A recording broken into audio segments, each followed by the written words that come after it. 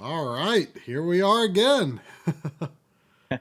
in our separate windows. As per usual. So yeah, back to normal. Sandy is Yeah. over Well, here gnawing her leg for in some my reason. space. Sandy, why are you doing that? Why are you doing that? She's got an ear infection.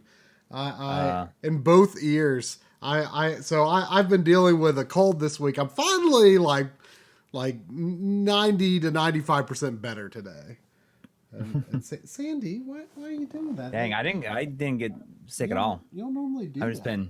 been charging ahead, I guess. Um, yeah. Well, thank you, Robert Lino. What? Uh, yeah. So the M2 Complete Works documentary has spread its wings and flown away. Yeah, it's been a Finally, long time coming. yeah. It was almost surreal to do it to release it, but wow, it was the reaction has been really good. Yeah, This last week, I sorry, like there's nothing I can do about it now, but of course I'm like, oh, I hope that I cover the things that people want to hear about, and I hope that it lives up to people's expectations. well, no one has like said anything at all about like, oh, you didn't include, all this Sega Ages stuff that wasn't available. Yeah, you didn't include Right. Castlevania collection. You didn't include the Genesis Classic, etc. Yeah, and I'm glad. I'm glad that it was that the ending felt like it was kind of open ended enough that it was that people would understand, like, oh, you can't put all that stuff in there. I mean, there's certain things that I did miss or skip over throughout, but I mean, I think that we covered pretty much like probably like a good like 98% of Yeah, their it's game close enough to library. Complete Works to call it Complete Works. It is in the spirit of a Complete Works. Right.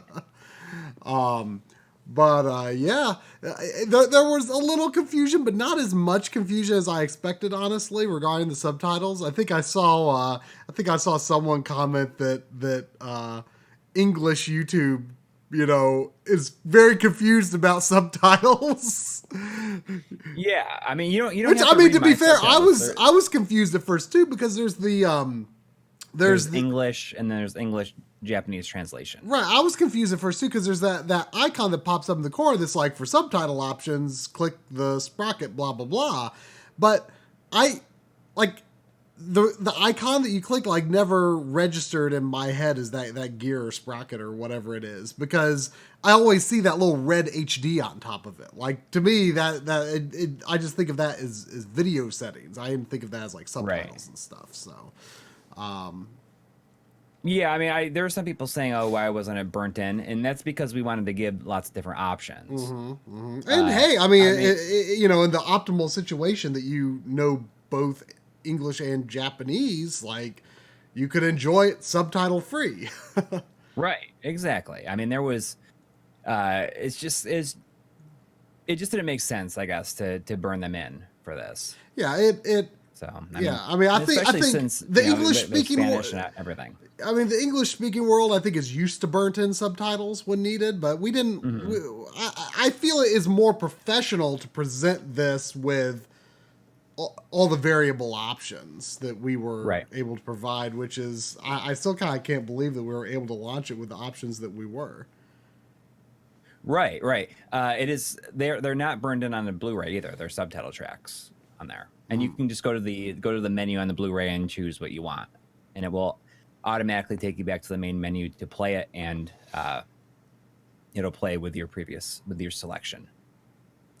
Yeah, so it's good to have that out there. The reaction has been positive, and don't forget that there's also a separate Q&A session with the Shot Triggers team. Like Shot Triggers is the series that you streamed it the other week that like Battle Yes. Garga is part of.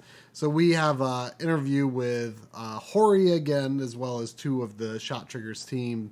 Hmm? kind of answering it's just sort of a Q&A. I almost think of it like an Iwata Asks type of thing, which was kind of this very spur of the moment thing that happened, but I'm actually very happy with how it turned out. Yeah, it's like 38 minutes long. It gets a lot more in depth with the development of the Shot Trickers games and kind of how Battle Galaga works, because it has a very complicated scoring system. So it kind of gets into that and kind of how they came to be like to make it and all this other stuff. It's I think that people that are interested in that, like in the shooting game genre, they're going to really be interested in it. So that's going to release in 1 to 2 weeks, kind of depending on how our follow-up projects are coming together. So right, I'm leaning more towards it's probably going to be 2 weeks from today, and then that gets us in that rhythm of 2 weeks. Even though like the Q&A will not be, it's not a typical episode. It's just like kind of a bonus feature.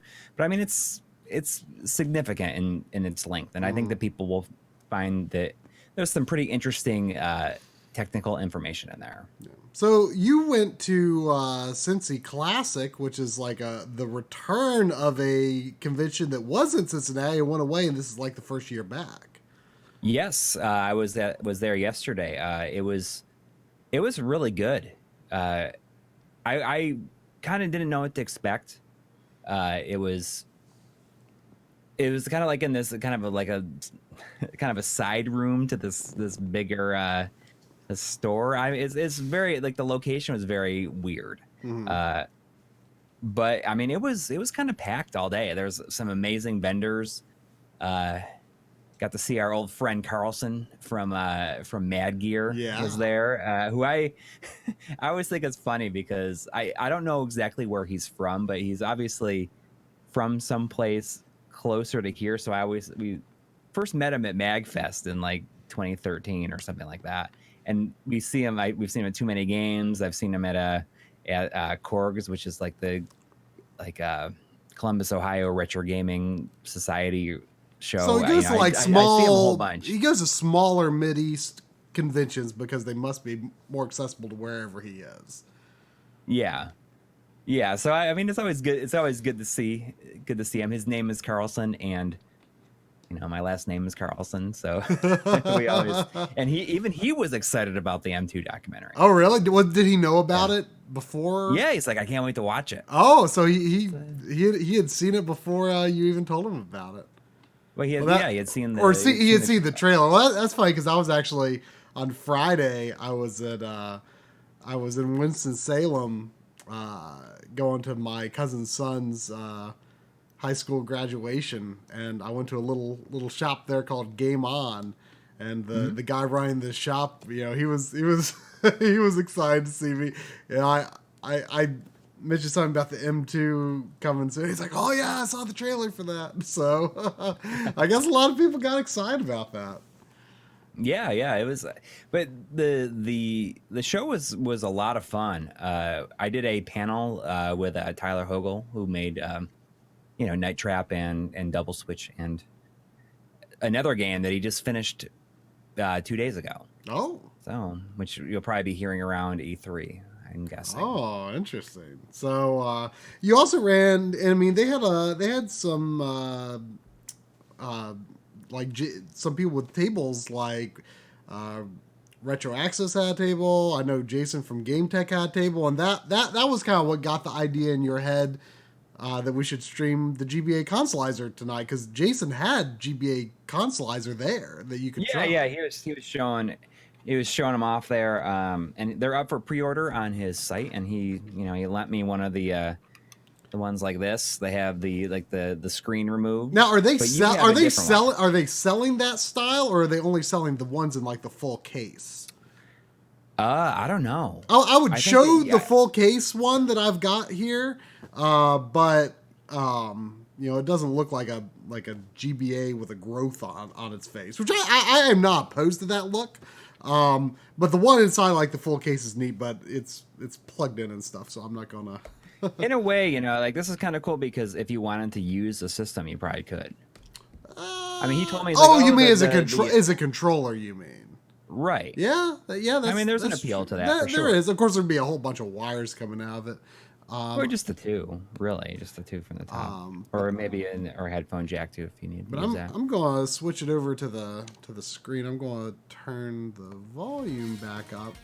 So I'm actually using like the previous firmware, right? Like a 1. Let's find out. The hotkey is selecting down. So I'm 1.0.1. I don't know if he has... Okay, yeah, that's what this is. That's okay. Right. Yeah, I was pretty sure it was up to date. I mean, I'll go ahead and start playing. I used to own this game. This is F-Zero GP Legend. It's like it's the second F-Zero game on. But you're gonna play a bunch of stuff. I'm gonna play a little bit of a variety, but I just kind of wanted to like start a file in this, just because I used to have this. I beat it. There's like a story mode. I don't think I'm gonna pay attention to it. 2, ready? Do you want to show some of the options? Yeah. Let me do the race with just like play a race and then. Yeah.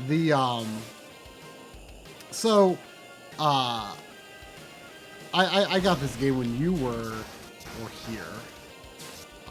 Right. Because I used to own it, and I remember thinking it was pretty okay. I liked it more than the first one on GBA. It's interesting that yeah, it's I maximum velocity is okay. It's weird. Like, it doesn't have any of the normal characters and cars or anything. It's weird. This one is like more in the universe. But my biggest memory with this game is I was playing it. I was visiting my cousin, and I was riding. We went to the state fair, and I was riding the Ferris wheel with my cousin's husband, and I like was walking out of the Ferris wheel, and he found my GBA SP like had fallen out of my pocket on the seat.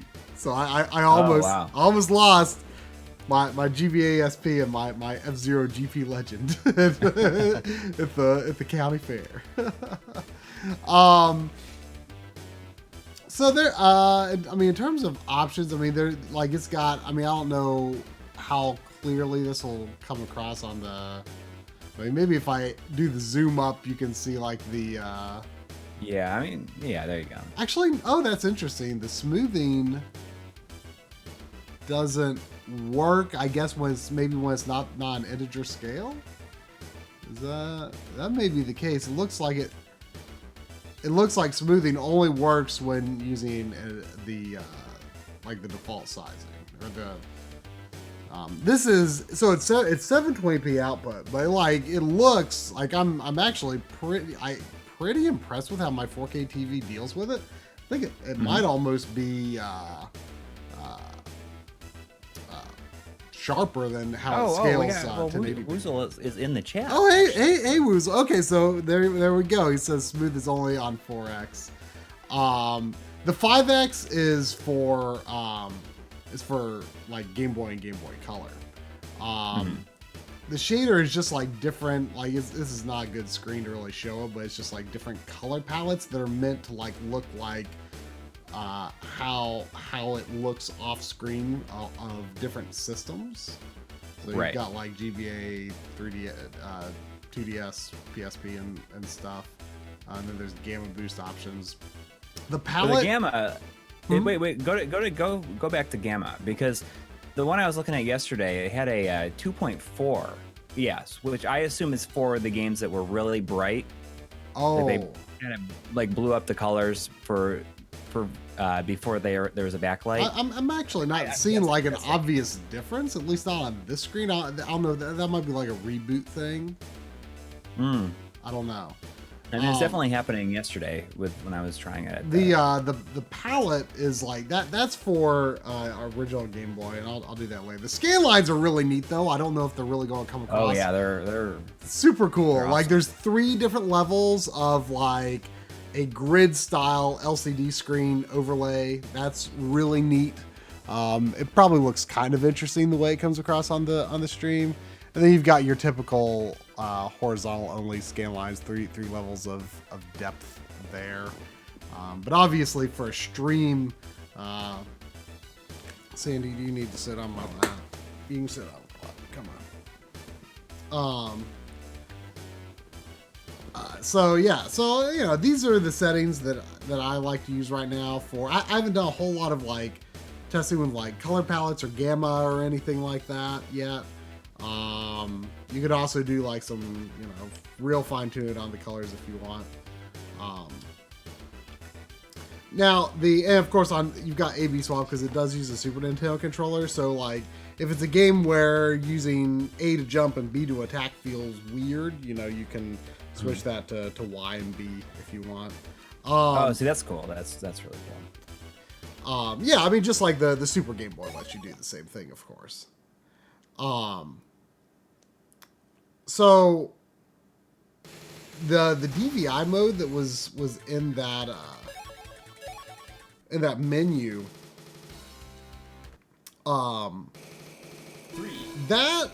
so it's interesting. Like, I mean, you know, like DVI is not a audio over DVI is like not part of the DVI spec. So whenever it is implemented, it's always like kind of a hacky thing. Right. And what does GC Video call it? They call it DVI. This is called DVI Plus, I think. Right. I keep trying to remember what it was called. Now the interesting thing is like the GC Video DVI output mode, the digital output audio does work like on my setup, no problem. Here, it doesn't work on the Denon receiver for some reason. It works directly to my TV. It works directly to my capture card. Did I not actually go to the next? I think I accidentally didn't go to the next mission. 3, 2, 1, go! DVI Plus is basically a way to avoid saying HDMI when Well, audio is enabled. kind of, yes. But again, like, you know, with it running in DVI mode, it doesn't necessarily, it doesn't necessarily like fit the DVI specifications. So, in this case, it can have compatibility issues. Same with the GC Video. It's just that GC Video is compatible in my setup. So what I'm doing, I'm actually running you do have access to the analog audio jack, and Woozle actually talked me into being sat Audio. well, just using the analog audio, because I already had run this analog audio cable going through a ground loop isolator to eliminate the buzzing noise for the 3DS capture situation. Mm-hmm. And, you know, so I put the GBA Consolizer right next to it so I can just use the same cable between them. And it sounds really good, actually. Apparently there can be... I can switch to Captain Falcon. Apparently there can be, like, some... I think it may be just a couple of games, like some audio pops, because of the way that... I think the GBA uses like a weird sample rate, like 30, Mm-hmm. So it slowly 33,000 something. Well, I don't know if it falls out of sync, but I mean, or maybe it could if, you know, it wasn't implemented a certain way. But, you know, he kind of talked me into pulling it from the jack is like the more authentic way to do it. And so how did you get that into your receiver then? So I'm happy with how I did it. So it's running, it's a long run across the room to the ground loop isolator, and then into this external USB sound card I have, and then it's actually fiber optic out of my computer's built-in card. Because I couldn't, if I for whatever reason, if I did the fiber optic out of the same card that I put it into, I couldn't find a way to output that fiber audio without it also outputting to my computer speakers, which I didn't want to do. So I have it coming out my built-in sound on the motherboard all the way back around the room to the DIN receiver, and that I have it set up in the settings to when it detects analog it's playing the analog audio by default. But then when it detects HDMI audio, it overrides the analog audio. So it cuts out the analog audio and switches over to digital audio. So that it doesn't impact anything else that I have going on that input. It works great. I don't think I'm explaining it very well, but it works great. Really quick as a side thing, I see that they got Jimmy Hoppa in the chat. Oh. He says, currently slaving away at the job. Just want to drop by and say I'm glad the M2 dock is finally out after all these months. Japan round 2 soon, I hope, and hopefully with a looser schedule. I hope so too. The role that Jimmy played in this is like, it cannot be understated or overstated. I don't know. That's a good way to say that. Like everything went the way it did in Japan because of him. We would. Oh yes. I feel like everything would have fallen apart. I mean, seriously, our interview with Coury was like on a Sunday, and our interpreter like couldn't make it that day. And Jimmy had like having basically no experience as an interpreter, like did it and was amazing. 2, ready. Yeah, it was. I mean, I cannot like. We owe such a ridiculous amount to him. It's incredible. No, is something wrong with Captain Falcon's engine? I haven't been watching the story. But he kind of stalled at the start. I am not playing this game very well. It seems it's more difficult to control this game than I remembered. But I'm sure I got used to it. 4 laps to go. Holy cow! Like, I mean, the role that, like, the help that Jimmy gave us is amazing. Like, I do not know how everything would have happened without him. We also would have spent a lot less money without Jimmy. Yeah, we would have spent a lot less money because we wouldn't have found any of those great stores. Nowhere to go. We would have had no clue. Yeah, we probably would have just eaten at 7-Eleven every day for every day. Probably. I probably would have like subsisted on calorie mates. Yeah, which I still, I still kind of consisted of calorie mates most of the time. But. Yeah, that was your before bed snack every day. Yeah. We got Enigma from Unbox TV is here. He's asking, hey guys, I'm looking to capture some gameplay footage of Final Fantasy VII with my FrameMeister. What would be the best system to capture from? You mean versus like a Switch version or PS4 version or the real? Yeah, I mean, I would lean towards the original version on original hardware, like is the default. But I mean, from what I've seen, like I know the PS4 version looks pretty darn nice from the little bit I've played. I mean, not much. I assume the Switch and Xbox One versions look similar. But I would, for my purposes, I would, like, if I was going to make a video about Final Fantasy VII, I would want it to primarily use the original version.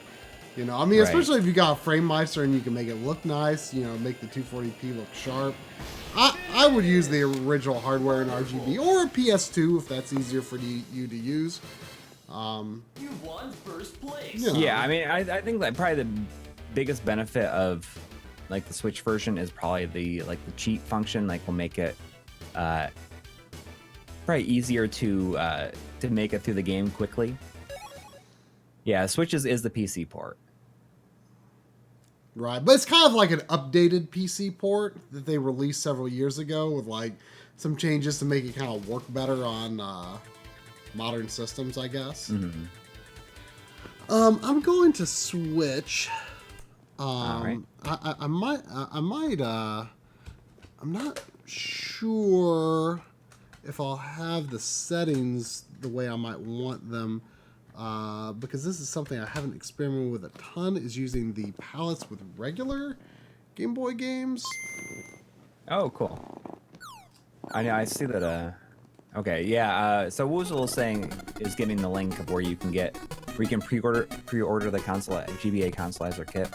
Okay, so that is definitely not the palette I want to use because the default palette for Kirby games on Game Boy Color / Advance is really horrible. I forget. But you can have like kind of a green, right? Can't you? Correct, but see, so this is something that I haven't quite played around with enough in here, but there are multiple palettes, and these are taken from the Super Game Boy, I believe this default Super Game Boy palettes, actually, which is actually really appealing. Unfortunately, Kirby's Dream Land 2 is a Super Game Boy Enhanced game, which obviously won't work because that uses Super Nintendo hardware to make it happen. So you can't use like the enhanced palettes, but I can use other Super Game Boy palettes. Select any palette, save, and reboot. Woozle, do you know which one is like? I like the one on the Super Game Boy that is the fourth page, the one on the very last palette, fourth page on the far right. Do you know which one that is? Do I have to choose the like E5 or something? He's saying. Do you have to choose the tan one? Do I have to choose the black and white palette, like hold the button combination for the black and white palette when I boot the GBA to do that? Because I don't have to do that. Okay, so let me reboot.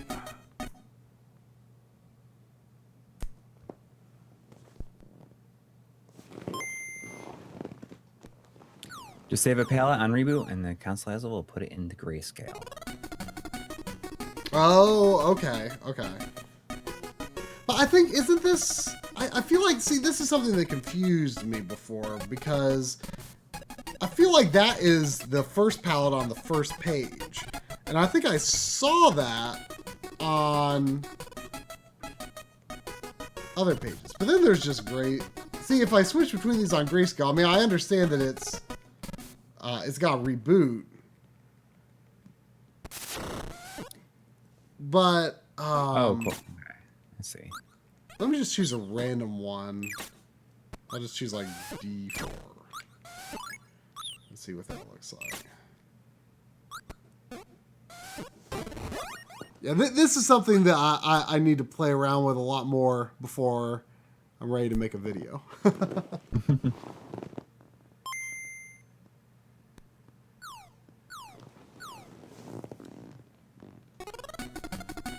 See, it's the same one. So that I think I'm doing something wrong. Only the first time that you select any palettes. Oh, you don't have to save and reboot. Only the first time you select any palette. But like all of the palettes are just alternating between that one, which I think is the GB Super Game Boy default.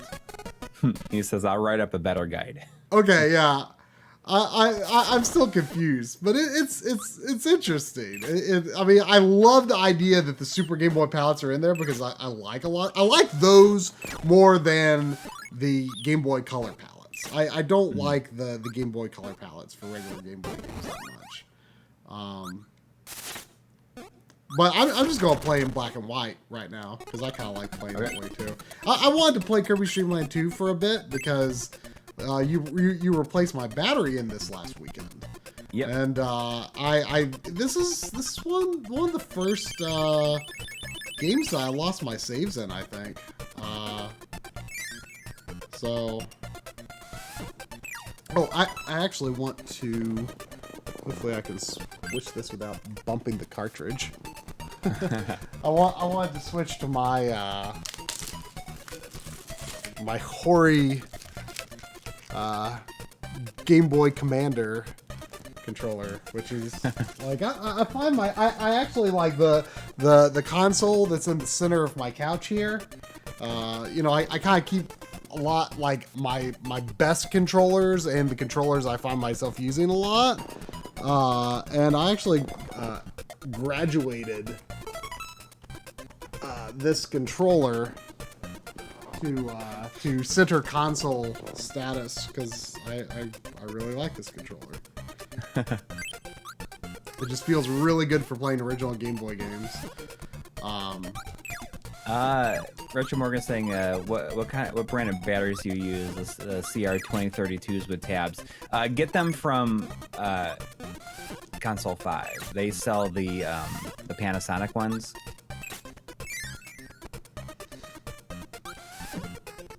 The save game episode that I'm working on right now has stuff about changing the batteries, but then it's mostly about backing up your saves or moving your saves between different platforms. I'm just not sure how long it's going to be because it's kind of gone back and forth between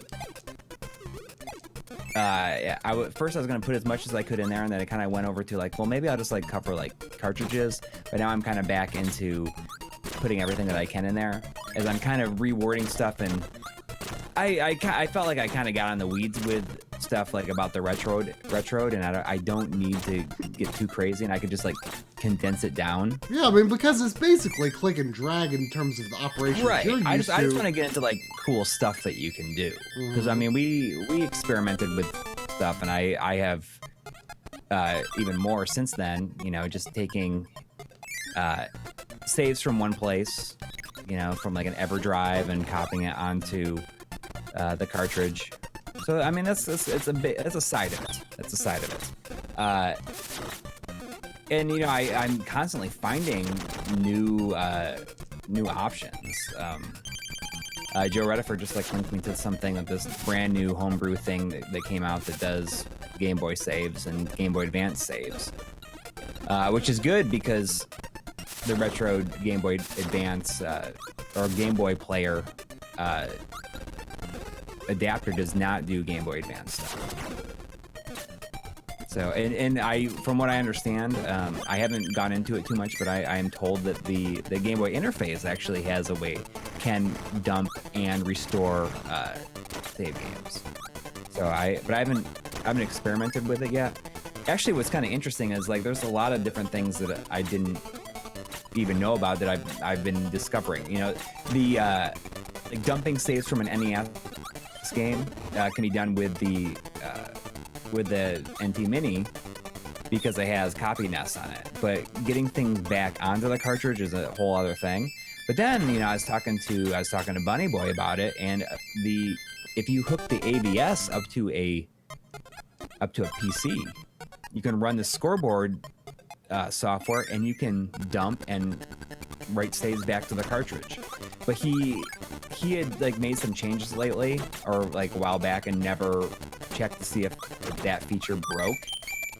So I wasn't able to get it to work right. So I sent him some save files. They were you know that you had dumped already, and sent him a save file that I had dumped from the ABS.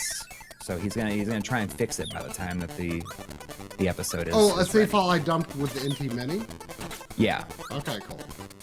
So he's gonna try and fix that before the episode is ready. If not, I'll just say that, you know, it's possible. But there's not a lot of options for the NES in terms of backing up and restoring saves, which is kind of crazy. I mean, there's stuff for backing up, but I mean, I feel like a lot of it could be like due to like the mapper complexity. right. But from what I understand, there is a NES adapter coming out for the Retrode, and it might even be in production right now.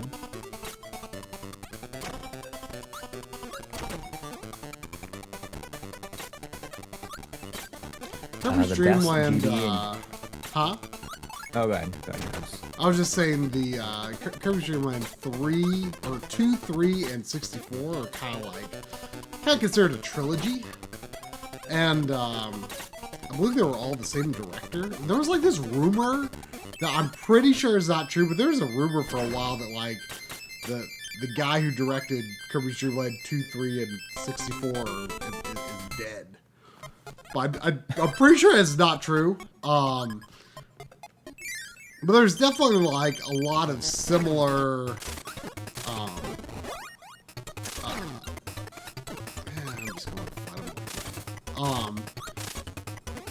There's a lot of similar elements, and one of them is like you can't fight the final boss without like 100% of the game. Like you definitely get kind of a bad ending if you don't get all the rainbow drops in this, especially 64. I remember having a pretty bad ending if you don't get all the what's-its. But in this game, like you pass through these rooms that have the rainbow drops blocked off by different blocks. You kind of got to figure out like which combination of like power and animal friend might give it to you. I do not know when this new batch ships. I know that the first batch is maybe shipping now or very soon. But I don't know when the batch that they're up for pre-order right now is shipping.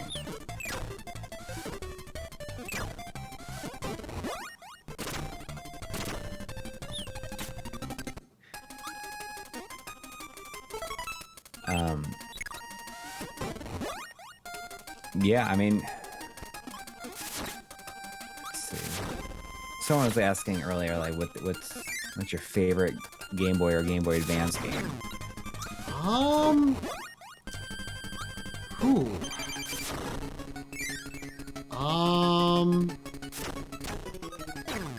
What is it? Quickly. Game Boy Advance, maybe Fire Emblem 7. I don't know. I'd have to look at my shelf. Yeah, I would say Advance Wars 2 if it weren't for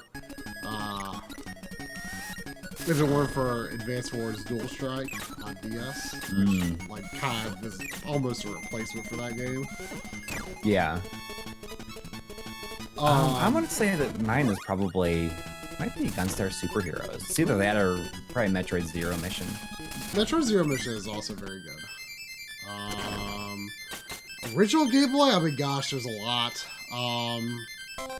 Probably between Donkey Kong 94 and Link's Awakening.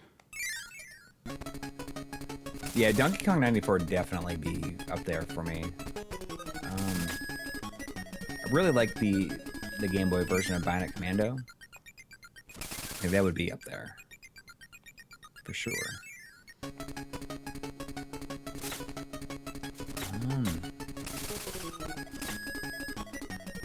But yeah, I think those are, out of the games that I have, that's probably my two favorite ones. I generally don't think of Game Boy Color as a separate platform. A lot of people do. I don't. I mean, favorite Game Boy Color game? Like, that's the thing is, I've never really been that passionate overall about like the exclusive library of Game Boy Color. Like, especially if you're in a game shop, it's like the most miserable thing to look through. Oh shoot! I want to get that. Oops.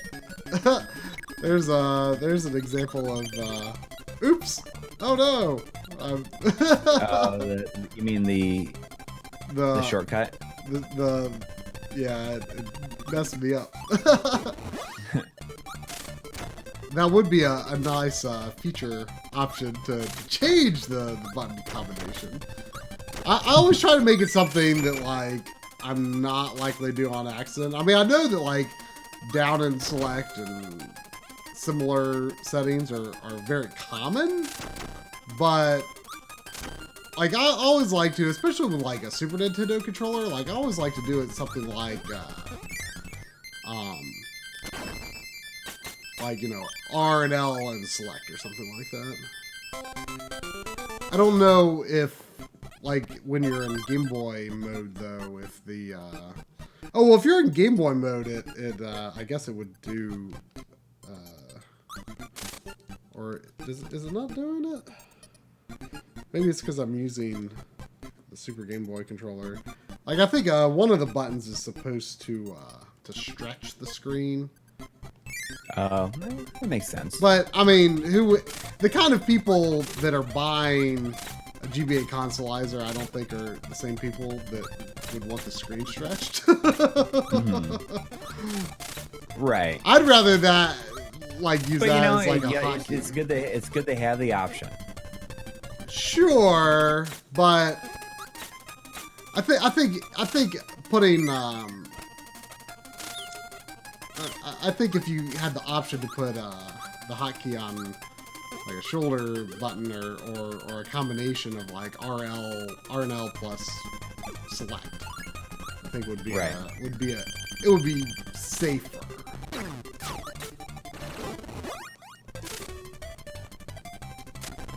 But that's a very standard setting, really.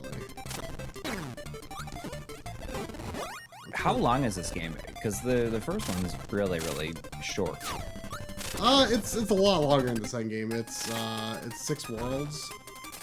Oh, okay. 6 worlds Did this come out after Kirby's Adventure? Yes.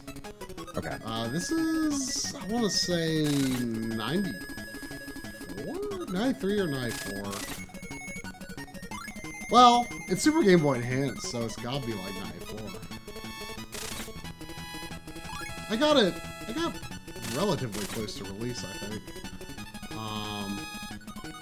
Pretty sure it was the first Kirby game I owned, but I played the original game because a couple of my friends had it. I played a whole bunch.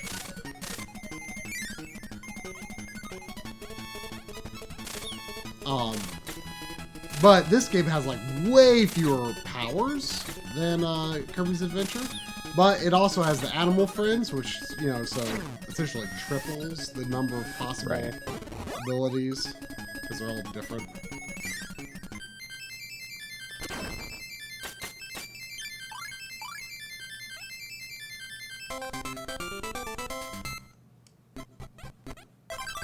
But like the first couple of worlds only have 3 levels each, but the later worlds I think could have like up to maybe 5 levels each.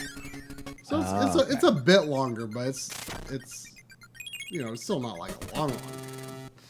You know what? I should look at the Kirby's Dream Collection to see what it is like. Now that I think when I bought it, I didn't know anything about anything, so I'm kind of curious to see how it actually looks. Oh, you mean, yeah? I mean, I don't think anything is 240p in that. Right, just in the same way that, for some reason, Mario All-Stars isn't either. Even though it's a VC game.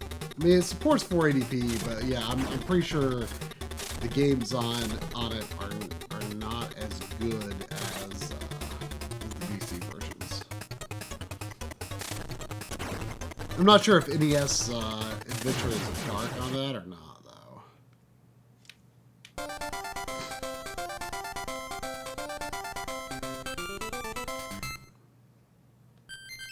So I am volunteering at my daughter's field day tomorrow. Did you have field day when you were in school? Oh yeah, yeah. Had the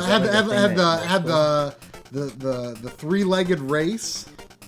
Did you ever do a 3-legged race? Sometimes. It's where you put it's where you and a friend put put your legs inside of a burlap sack. Burlap sack, yeah, so that like 2 of your legs become 1 leg. Oh, I see. Yeah, I mean, I don't know what to expect, but apparently I am running a game. Oh, so we'll see how that goes, because I don't think they had enough volunteers, and I mean tomorrow's my daughter's birthday too, so I thought it'd be really fun. And then there's she's singing in the talent show afterwards, which is something that she had signed up to do and was doing, but like didn't mention it until like 2 days ago.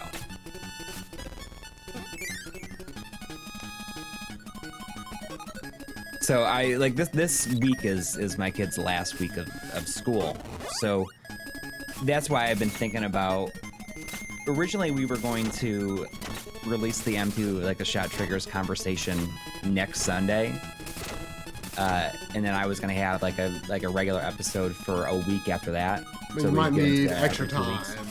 But yeah, but I mean, this week is there's just so much going on between like finishing school and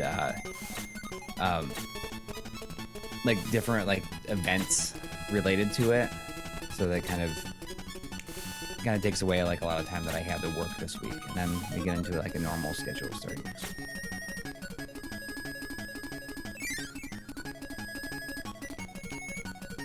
So that's the reason for switching stuff around, I guess.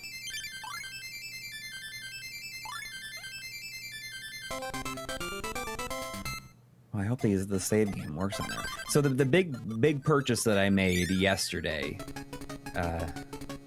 was I finally got Ys 3 for the Genesis, which is the last US released Ys game that I did not have. Oh wow! And it's also considered the last or the best version of 3. Is it really? Yeah, of the console version. I did not know that. For some reason I thought it was not considered. Yeah, it was $70.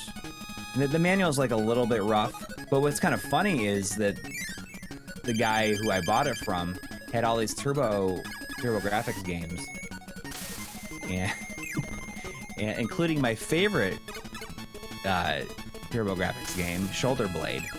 And I remember we met him at the Galloping Ghost, and I bought Dragon's Curse from him last year when we were in Chicago. Oh shoot! Can I go back?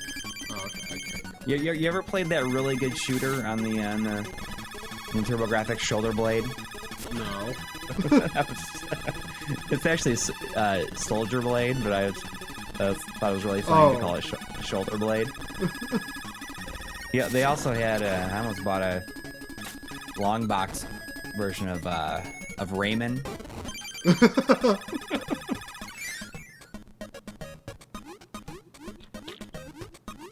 Oh, Alex Stewart bought Aerosong from that guy, and he had a copy of Hellfire on the Genesis, which I was so close to getting.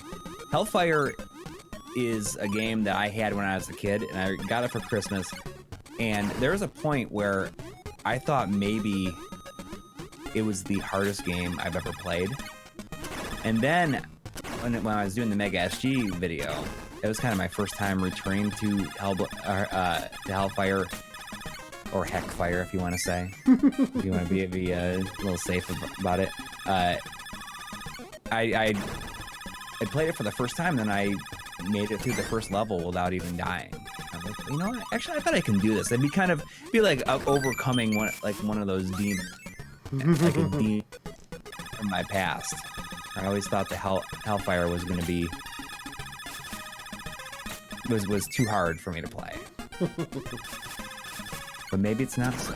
Maybe it's not so hard. But strangely, Hellfire is way more expensive than I thought it would be. And I kind of because I looked it up afterwards, after the Mega SG episode, and it's like $100 or more. Jeez. Maybe like in some cases like $150. So I was, and the copy he had there yesterday was $120, and then I was like, I don't know.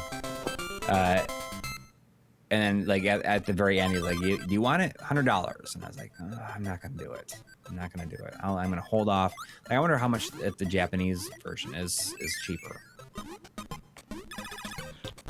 Did you realize there were 400 people are watching this for some reason? There's 379 people. Almost 400 people. Mine says 409. Oh, really? Maybe mine just stopped updating. It seems stuck at 379.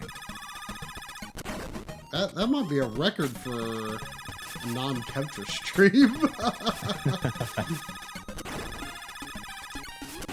Well, when we have something interesting like this to show, I think it gets more people coming out for it.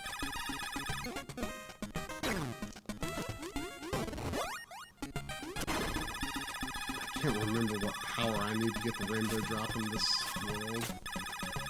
We probably should have. I mean, I feel bad. We should have just had Woozle on here with us. Yeah. Well, it kind of it was a it somewhat was like a last minute. Yeah, it was a somewhat last minute decision. Yeah. Well, I'm sure we'll play. We'll be playing the Consolizer again. Well, Definitely. if you would like to join us. Yeah, He's a busy guy too. So. We'll definitely be playing again probably whenever we actually get an episode done on the Consolizer. So yeah, and we need to do like that needs to be on the fairly soon side as soon as. I agree. Yeah, once at least some of the stuff that we're trying to get done is done. Right. Ah, so shoot, probably. I think I need stone. But you can't see what you're doing if you don't have the light.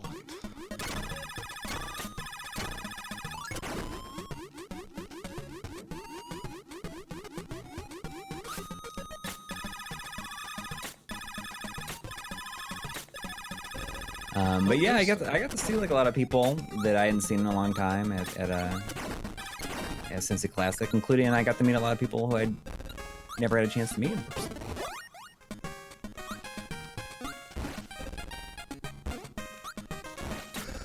The fish is so sad when he's in stone form. He's just like, mean, oh. He just feels so bad.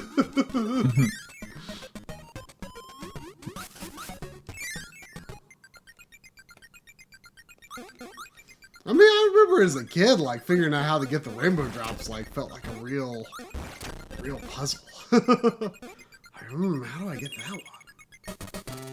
I had a lot of fun with Return to Dreamland. Believe it or not, Return to Dreamland was the first Kirby game I ever played. Like ever touched, period. Yeah. That's so crazy to me. Yeah, but I mean, have you play other than you played through Adventure, right? Yes. Have you played through the original? Through a lot of them. Yes. I don't have this one. And have you beaten Superstar? Yes. And I've also beaten Dreamland 3. I hate that Robobot is like locked to the 3DS because that is like maybe the best Kirby game. It is so good. It is so I still good. need to get the new one too. Star Allies. I really want to replay Star Allies because apparently like all the free DLC made it like way better. Really? Yeah. Like it was good, but definitely felt kind of short on content and maybe a little rushed. Mm-hmm. I mean, is it as good or? I mean, is it kind of different than the games have been recently? Like all of those recent games are pretty consistent. Return to Dreamland. Return to Dreamland was kind of it was basically like a return to form, basically. Well, it wasn't only a return to form. It was it was the first time that the Superstar formula, like in terms of like how the powers work and how the controls work, it was the first time that had even been revisited at all. Mm-hmm. Oh, okay. So like, really quick, I see it. Oh, Electronic Ash is asking if the M2 guys had any older camcorder footage back when they first started, or any bonus footage on the Blu-ray, and no, they didn't have any stuff. I mean, if they did, they didn't. I asked for like any archival material, and the only thing that they were able to give me is just a photo of the apartment that they were in when they made Gauntlet, and it wasn't like a very good photo, I guess. It was just kind of like looking up through the bushes. You couldn't really see much. Was that, I wish there was stuff like that. Was that the apartment where Hori ate Moss Burger every day? No. This is. I think that was just the one where they did Gauntlet. I'm kind of tempted to see if I can beat this game. Should I switch to something else? What do you think? Oh, how close are you? I'm like halfway. I mean, I'd switch to something else. Okay. What about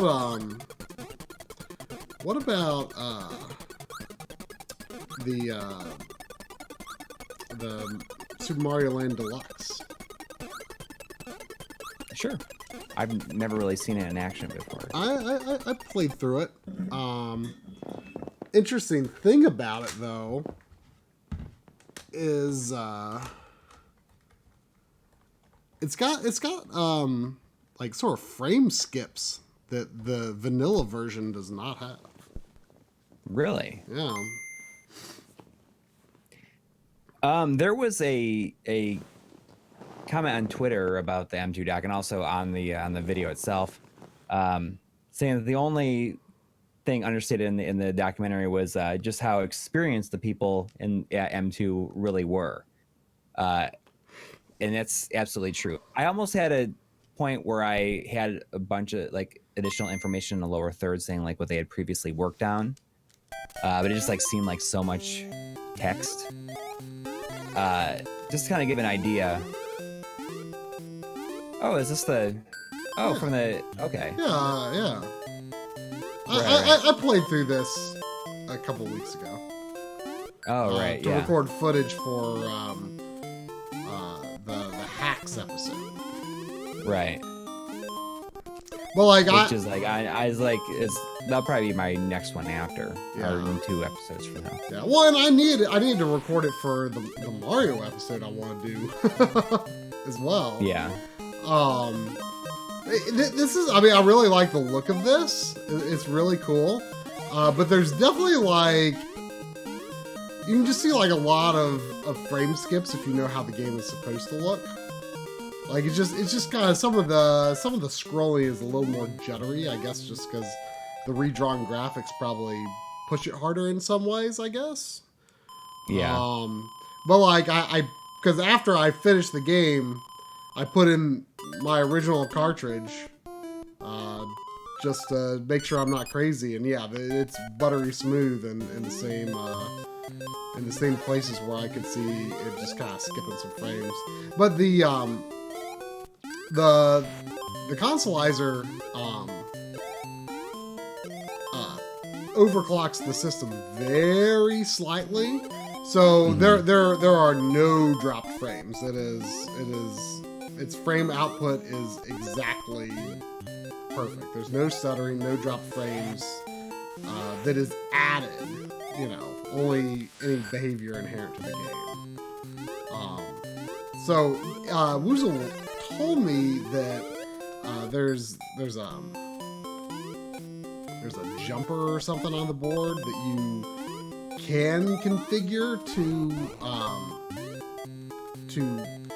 not overclock it, but it still needs more testing before he I guess approves it as a valid way to install the Consolizer.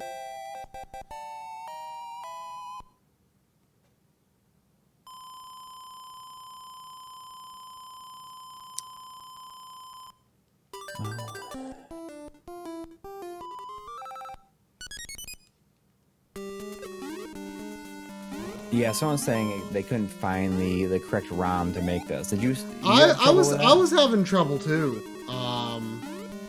I was having a lot of trouble. Do you have a copy of this? This hack? Oh no, of Super Mario. Of the game, I do. Yeah. We should see if a dump of If I can hack my own ROM. yeah. Yeah. Yeah. I mean, I could. Oh.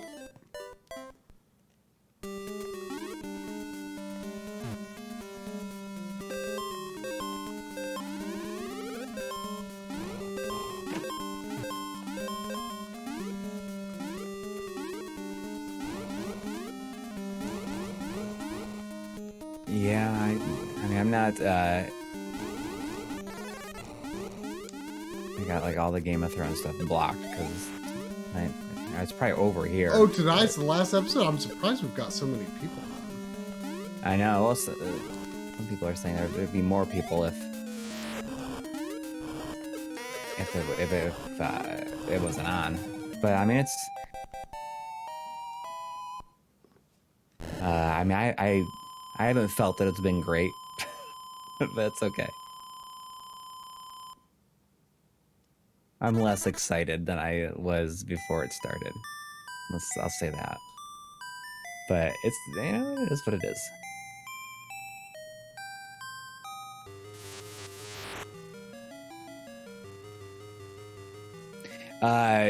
Detroit is going to do a video on Mario hacks.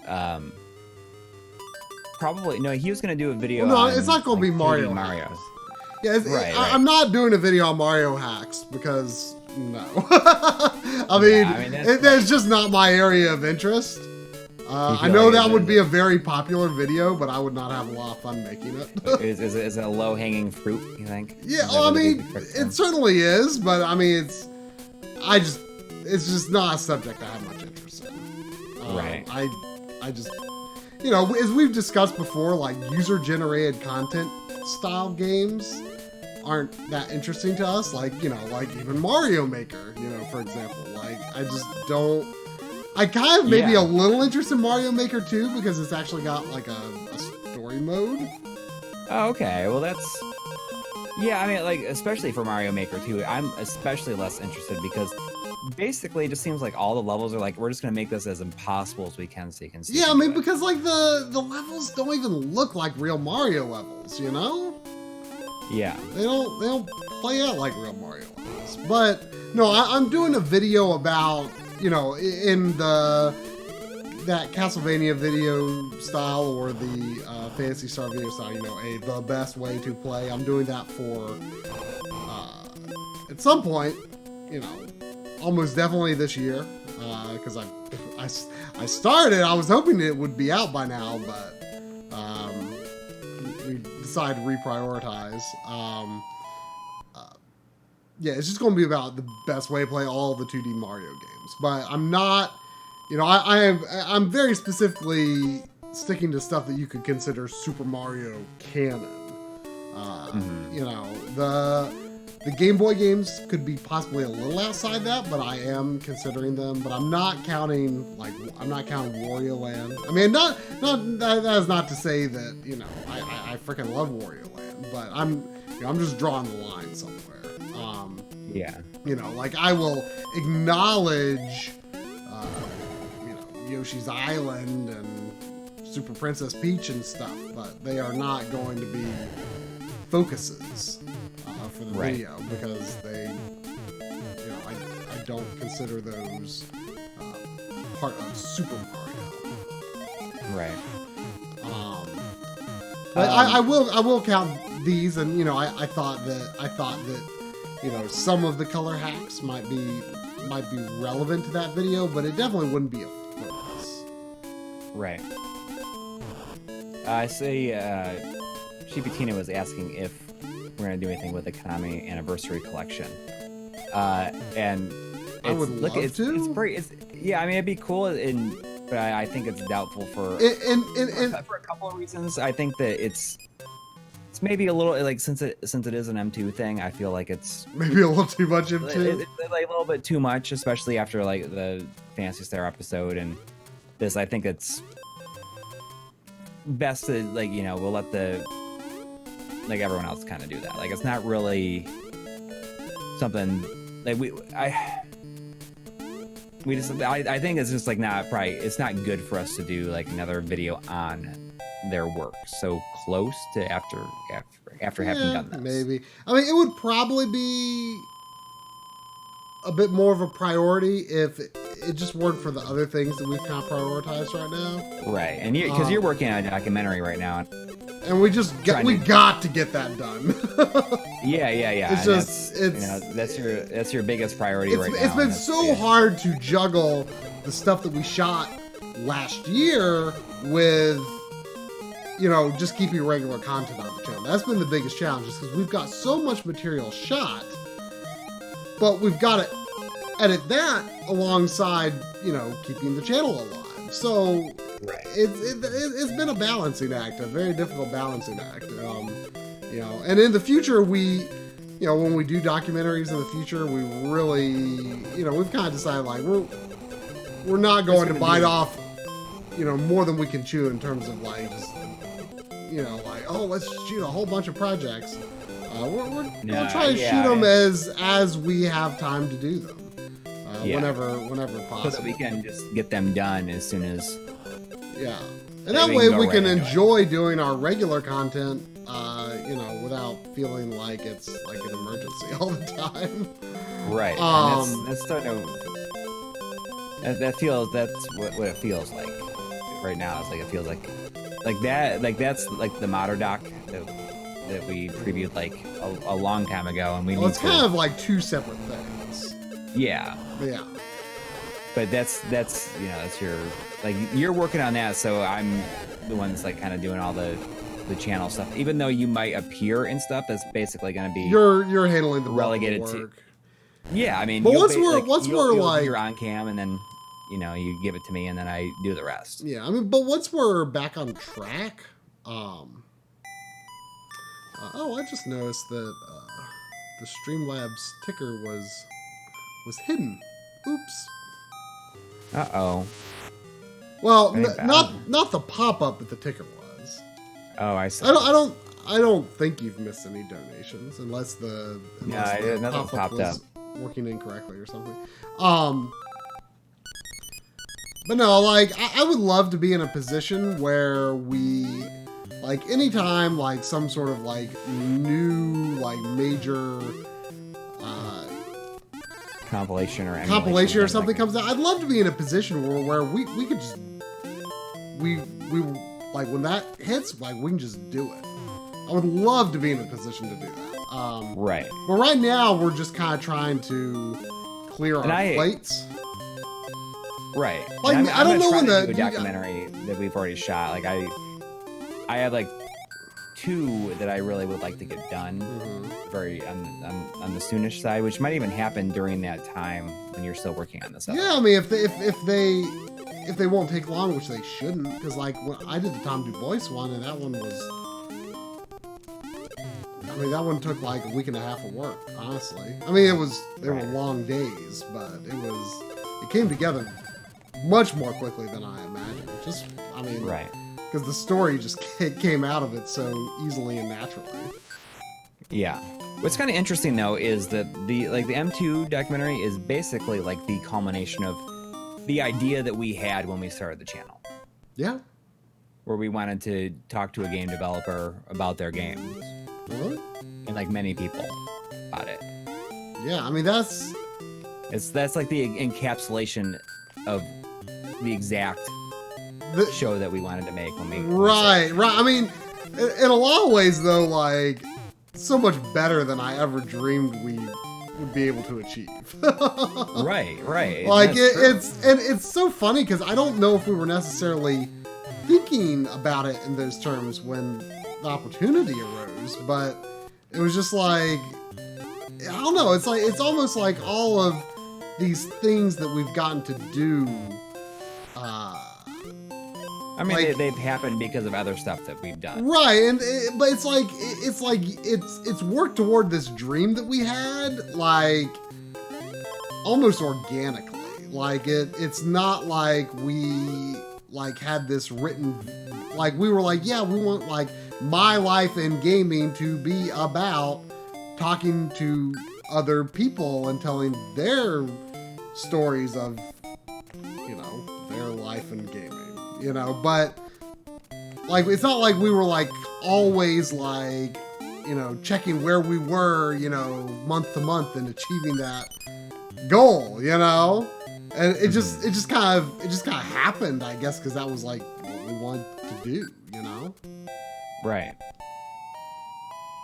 But it's crazy to think about it like that.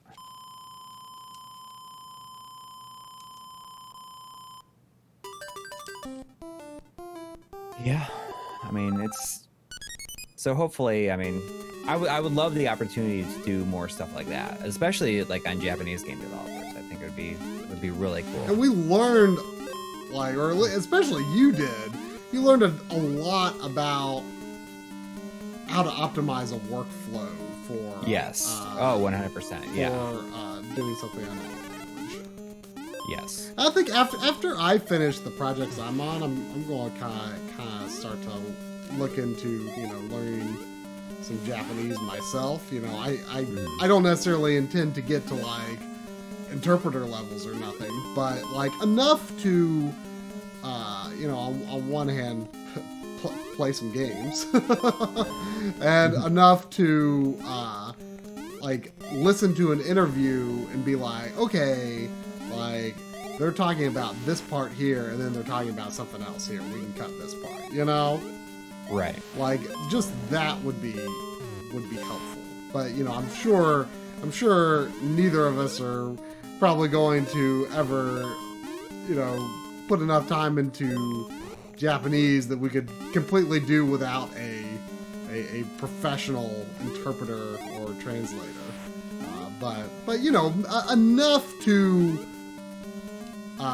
make it a lot easier for us to maybe do Japanese stuff kind of regularly. I mean, I'd love to.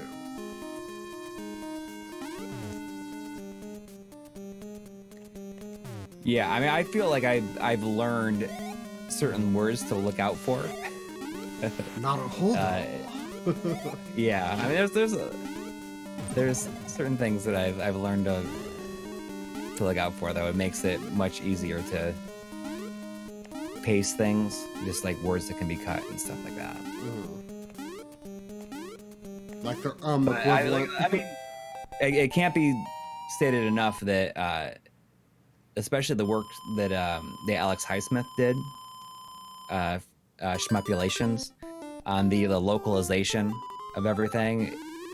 Just, it really brought everything home. There was a point where I wasn't even sure if I had something, and you know, because I had built everything based on what our interpreter, like during the interviews, had told me, and I was hoping. But you're like, well, I don't know, like at what point they're talking about this stuff, or it was right. I mean, it was like, you know, we knew what was said during this part, but like in terms of how each person said it and what the timing of all that was, it was, you know, until we had like final translations written, like we just right.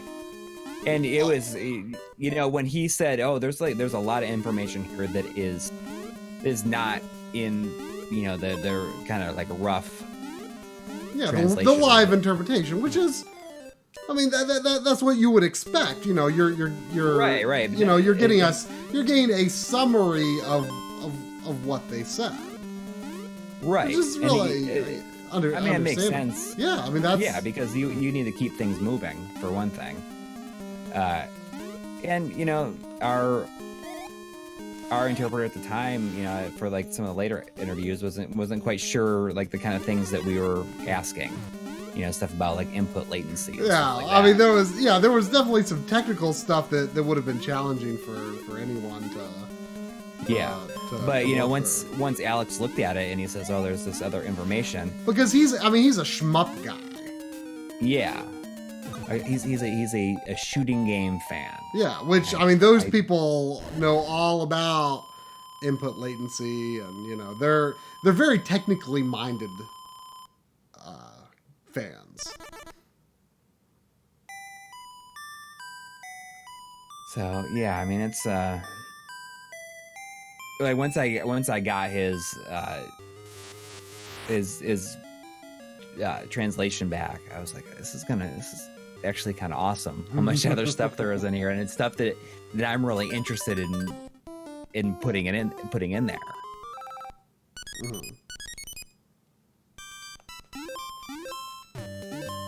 So I mean that was pretty excited.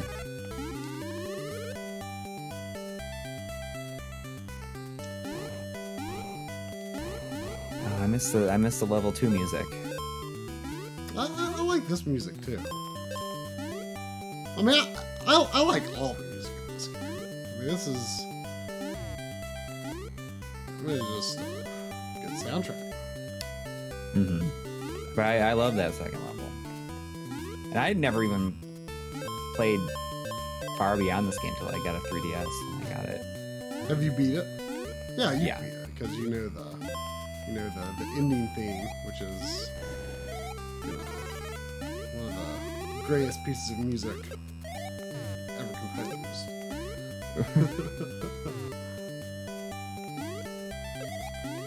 I really was tempted to use the ending music from this game instead of the MLiG theme at the end of the Game Boy video. There was one comment saying I really missed having your theme in the video, in the M2 video. And that's like the first time it's never appeared. Maybe since like some of the early experimental stuff, maybe. Right. Well, I mean, since we found since we had the theme song in there, or we decided to just use it. Or like the How to Beat stuff doesn't have it. Right. But that's we're not even barely in that anyways. Yeah. Like I wouldn't consider that as like a typical like My Life in Gaming thing. No. Like, I definitely had an idea at one point that, like, the full version of the theme, like what we have at the end of the Night Trap credits, like, I definitely had an idea that it would be cool to end every documentary with that. Which, I mean, that could still be a valid idea for some things, but I mean, the music that Sir Flash made for the documentary is just like, oh my gosh, it's one of the best things about it, if not the best thing about it. I mean, that opening theme with the credits running over it, like, just gets me so hyped up. Yeah, and he's selling that. If you like the music in it, and you wanted to help support it, he is selling the music on his Bandcamp. It's as its own album. And if you buy it, I think it's like $4 for the whole album. I think it's like 16 songs. But if you buy it, it unlocks 4 more songs. Oh. So you get 20 songs. I don't know what the remixes. They're remixes, but I'm not sure exactly what they are. But yeah, I mean his music is like, along with the translation, those are the things that just like really made it work. And I mean, you had basically built the whole thing without having the final translation, and you ultimately didn't have to change that much. I mean, you streamlined a whole lot because you realized that you had a lot of redundant information.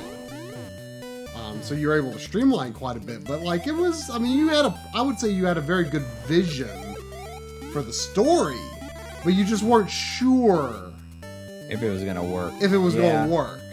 But you made it work, even in spite of not having the final translation. Like it worked on its own even without that, but then the final, localized translation really made it like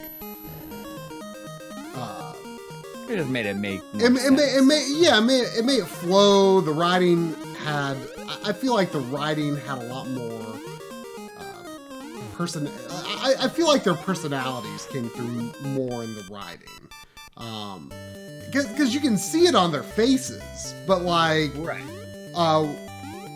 It was really hard to tell before. But like I love like Coury in the documentary. Like it's so fun to just see these like moments of like intense excitement. His eyes just like light up, and he's just like, he gets really greatest Castlevania Contra. We love those. Oh, we got a 99-cent donation from Charles Schischler. Oh, thank you. So I saw someone post something about how Coury has a Star Wars Arcade t-shirt on, and they're like, oh, I hope that's like a secret hint for something. As far as we know, it's not. We just know that I believe that I think it's Star Wars like Arcade is like its favorite game. I think it's his favorite game. Yeah, so that's probably why he wore it that day. Yeah. He It was just kind of a cool thing to do. We actually shot some Star Wars Arcade footage because Mike Micah has a Star Wars Arcade machine like in his basement. Oh and yeah. we got in, but we couldn't get the vectors to show up right because it was so dark in the inside the cabinet because it was like under all this stuff. You just couldn't get it to show up in a good way, and we didn't know if we were going to even use it or anything. But no, the reason he's wearing that is because it's his favorite game. Who made it? Is it a Sega game? No, I mean I don't. I didn't think so, but like someone, the comment said something about Sega Ages. So I'm like, is it a Sega game? I didn't think so. Oh, about the shirt? Yeah, someone said like, oh, I wonder if that like is a hint for a Sega Ages game. Like maybe it was a hint. Maybe they were thinking it was a hint for like the Star Wars Arcade. Like the one that came out on the 32X in the arcade version. Not that version. That's like the original arcade version. Oh, hey, there's a $5 from Kevin Goes Live.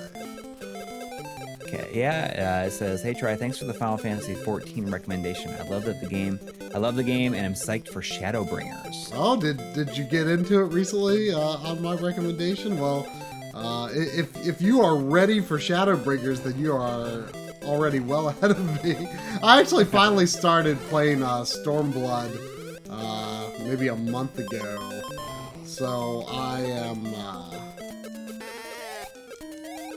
I don't know. I'm guessing like maybe a fourth or a third through. I think I'm level 63, so that gives you an idea of my Stormblood progress. Mike Love Vinny keeps on saying that he loves us. But thank you.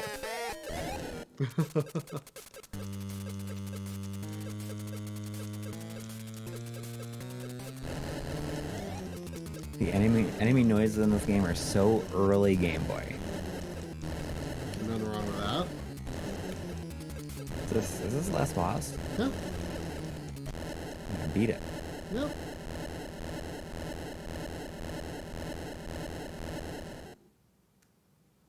How does Consolizer compare to GameCube Game Boy interface? I haven't done.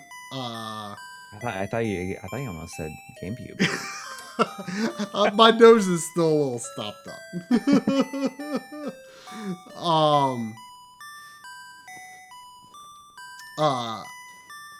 I haven't really done any direct comparisons yet. You know, one thing I will say is I love the Hori pad. So I would definitely like to play GBA games with the Hori pad if I could get my hands on like a GameCube to Super Nintendo controller adapter, which probably doesn't exist. I should probably email RAFnet and say, hey, can you make that? Maybe. Just so I can use the Hori pad on the GBA Consolizer. I mean, honestly, I see myself using the Consolizer almost exclusively compared to the Game Boy interface going forward, unless obviously it's for recording comparisons or something. But I do intend to still play Super Game Boy enhanced games, mostly on the Super Game Boy, because I really love those palettes. But with this having access to the default Super Game Boy palettes, which is something a normal Game Boy Color or Game Boy Advance does not have, that definitely makes me want to use this over the Super Game Boy in non-enhanced titles. Don't know if this was already asked, but what's your take on the Game Boy games on the Castlevania collection? I have not played the collection yet. I saw someone leave a comment on the M2 video saying that like, oh, the Game Boy emulation is so bad, which I don't know anything about, but here's what I will say. I played Castlevania The Adventure. I played it before. I knew it was a very poorly made game, but it really was apparent how poorly made it was when I played through it recently. I beat the game. It is a very badly made game. Like, it really badly. Like, it's got screen tearing, constant slowdown. In fact, I believe the game's default state, this I don't know if this is something that can be proved, but the game's default state, I believe, is running at half speed. If your character is not moving, there are certain screen elements that you will see all of a sudden move faster. But the second you start moving, it like chugs. So like there's a vertically scrolling part where like I think there's like some spikes coming up from the bottom. If your character stops moving, the spikes start moving faster. It's really crazy. It is a badly made game, and I'm hoping that is what people think is bad emulation, because it would actually be very accurate emulation. I saw we got a $10 donation from our good friend, some stupid Japanese name, who says insert Game of Thrones spoiler here. Thank you. It's always fun to know that he's watching. I don't think he comes into the chat at all, but it's cool that he watches. He's one of your old forum he's one of my buddies. he's one of my old forum friends. I've hung out with him many times when we post on the same forum. We had like yearly get-togethers. Whoa, is it raining? I'm gonna play this for a while, but you know what I'll do after I play really this quick. one? You do what you're gonna do. I gotta go. I think that it's like raining really hard, and I gotta make sure that the window in my kids' room is closed. We'll be right back. These must be. Are these user profiles? Okay, I'm going to delete something.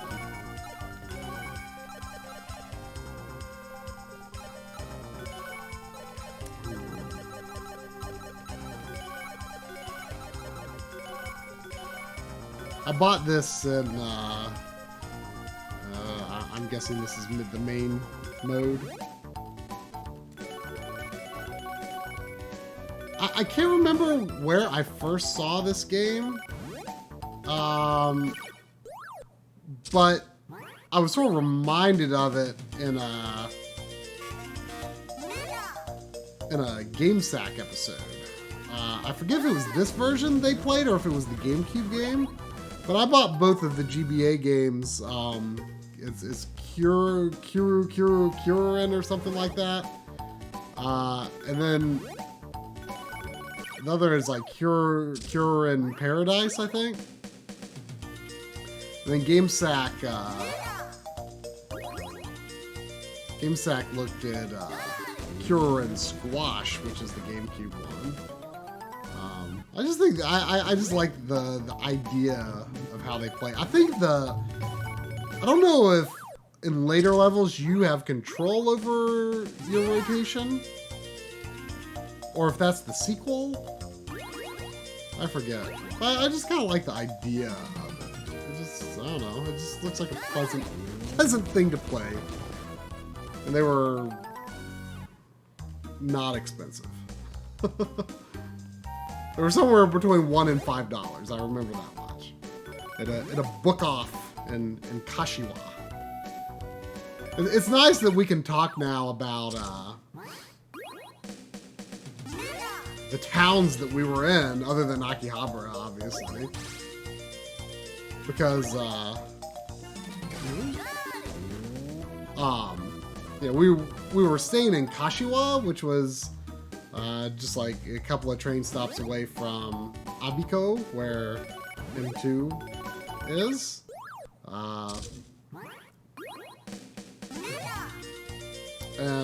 So... Oh, I see. Oh no. So yeah, I think there were 2 book offs in Kashiwa. Yeah, well, I didn't want to say what town we stayed in or anything like that, because like people would be like, what game developers are near there?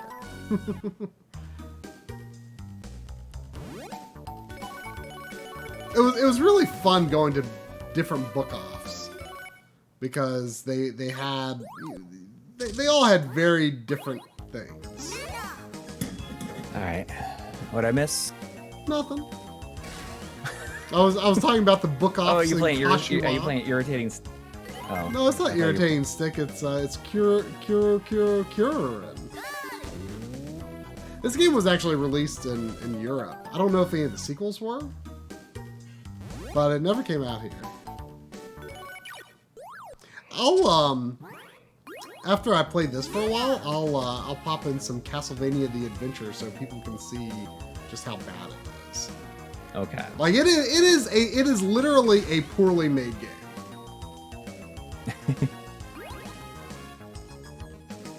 like such a simple game. It just seems really cool. Yeah, it just seems like relaxing, right? Yeah. It is a similar concept to Irritating Stick. It is a simpler concept. It almost seems fun in the same way that it's fun to watch when the DVD logo is bouncing around a screen. You know what I mean? It has that same kind of effect. Yeah, GameSack looked at yes. GameSack looked at the GameCube version of this one time. Oh, okay. That one I think is called Kururin Squash, and the sequel is called Kururin, which is also on GBA. The second book off that we went to in Kashiwa, the one we went to with Jimmy. Remember we went to the one book off like early the day after we got there. Right. Which is where I found a D terminal cable for the Wii.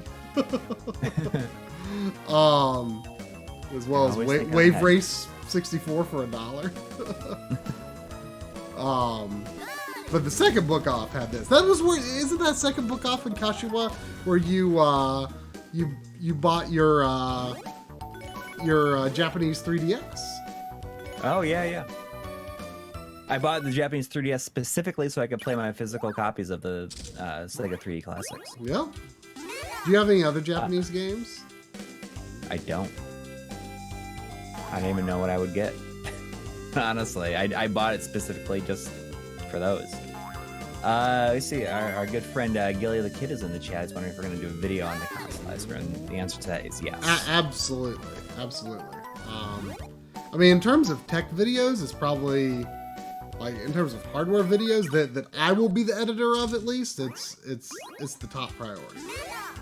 It's just that like we really need to get our documentaries, some of our documentary stuff, just right that we shot last year, just like buttoned up. Right. You can mod your 3DS with the I think someone made me a copy of Ocarina of Time that you can install like a custom firmware. The thing with the Sega 3D Classics though is that will work and you'll be able to boot up the game, but when you select the game and launch that, then it runs a whole other like boots into that, and that cannot get around the region. Is there any custom firmware option? I bet you things have been made now. I bet you there are ones that exist now, but at the time, there was not. Am I rotating the right way now? There's like little pickups along the way that I don't know what they're trying to do.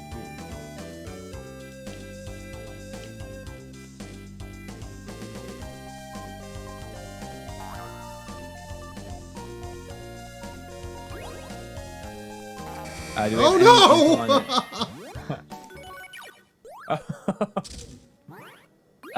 We do not have any info on the Mega Drive Mini in terms of emulation. Yeah, I mean, if they even, I mean, we don't even know if M2 knew about it at the time we were there.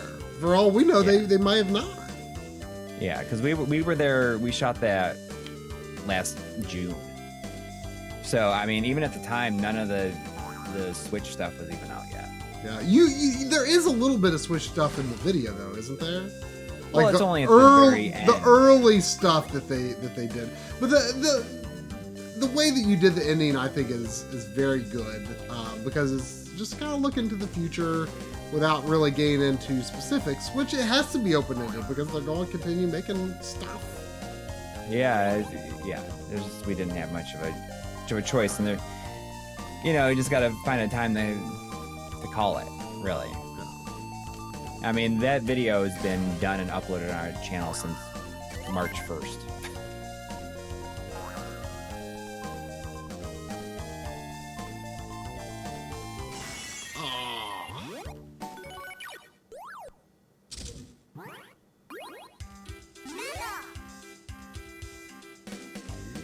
But I saw someone said, "Oh, you can get around the region stuff with the firmware." I mean, I'm not sure if they've done anything with the 3D Classics though, because it has like a double boot, I guess. Like it checks it twice. I don't know if that would require you to like modify the game somehow or something. Either way, I just bought a first generation Game Boy Advance, or not Game Boy Advance, 3DS for the. Well, I was there. It wasn't that expensive. I feel like it was maybe like $60, and it's a really nice one. It has screen protectors already on it. Yeah. And it had a different look for our 3DS system to have in our 3DS episode. Right. Yeah, exactly. It is seen briefly in the 3DS capture episode. Yeah, a couple of times.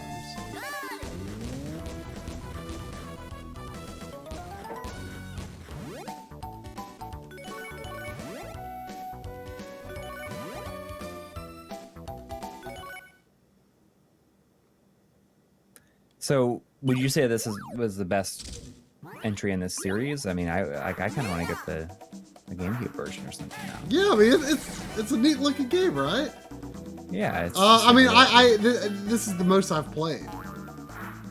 I haven't. I mean, I got the 2 GBA ones in Japan. They were really cheap.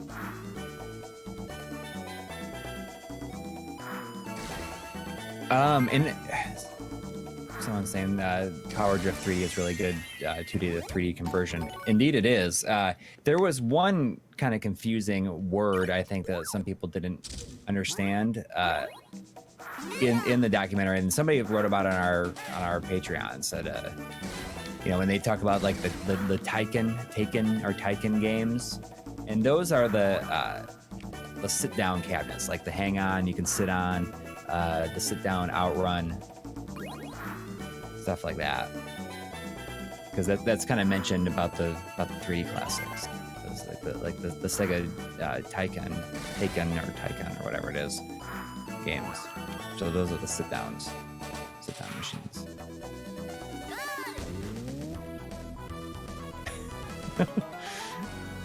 The skins for the win is say, what is this craziness we are watching now? Oh, we got a $1.99 donation from Aaron Marks. Thank you. Oh. This craziness is a GBA game. Oops. An HDMI with a Super Nintendo controller. But what is the name of the game again? Kururin. The sequel is, I think, Kururin Paradise, and then the GameCube one is Kururin Squash, I think.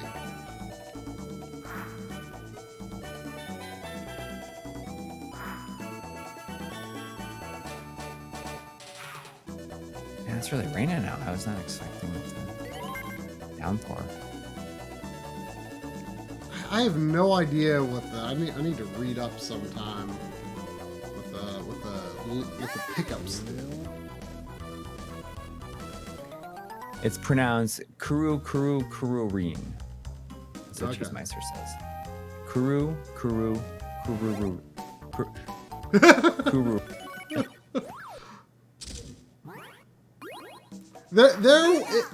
It was like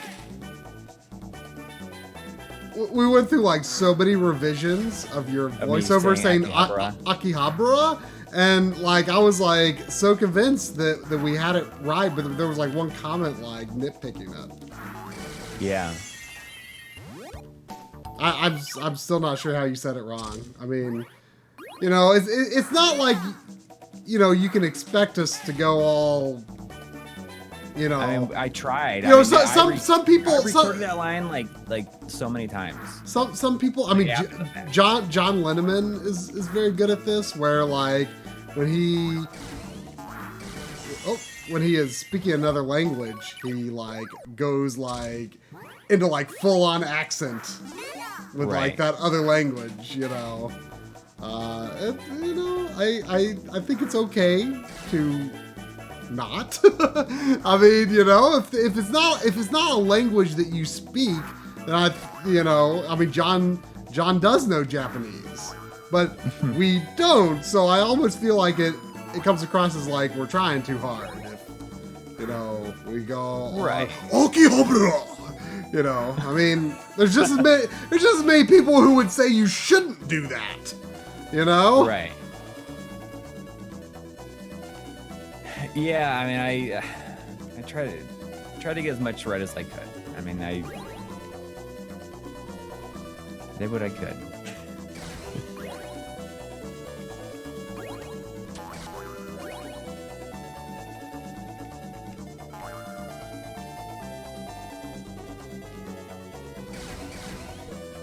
I speak English and Japanese, but you kind of have to do that here. You mean just get it right or say it in a certain way? I mean, yeah, I mean, I mean, in Japan though, like there is a Japanese way of saying English words that you do have to do because those words are integrated into the language. So you do have to say them. I can understand why you have to say those in a Japanese way. Yeah. Well, one thing that I think is like, that's kind of how I did it. Is like I ended up saying Akihabara, like they do on the trains. Akihabara, and like that's how I tried to say it. Well, I thought it was on the train. At least how I remembered it. What was kind of funny to me about the train announcers is like, you know, they've got the they announce the stops in both, you know, Japanese and English. You know, so they say the next stop is, but then it like they say it in a very Japanese way that was sometimes difficult for me to understand what they were saying. Like they weren't, you know, if the stop was, you know, Kashiwa or whatever. You know, they said it, you know, it was like the next stop is Kashiwa. You know, it was very Japanese, which you know, in some cases, most train stops I was able to understand, but sometimes like, wait, what they say? So like, I feel like those English train station voices aren't actually as helpful for the train stops as they seem to be intended to be anyway. But overall, you know, the trains were a pretty easy way to get around. But granted, we had Jimmy with us, you know, half the time or more. So yeah, we didn't have to think too hard about it. Right. So I'm sure we would have made a lot more mistakes without him. Holy cow. I mean, I don't even know what this would have ended up being like without him.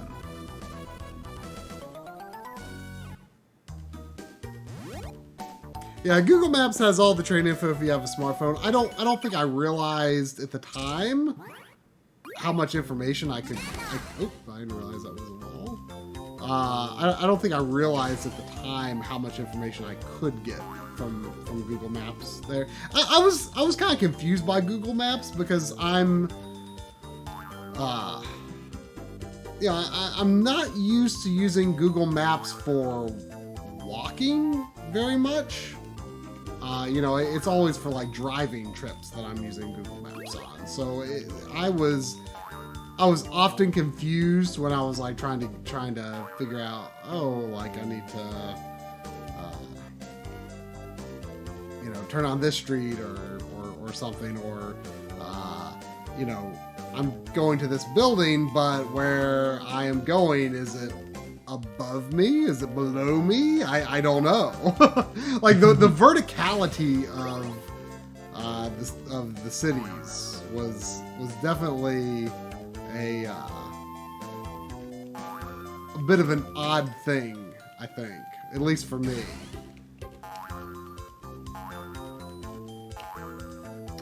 The thing that always stands out in my mind was we went with Jimmy to a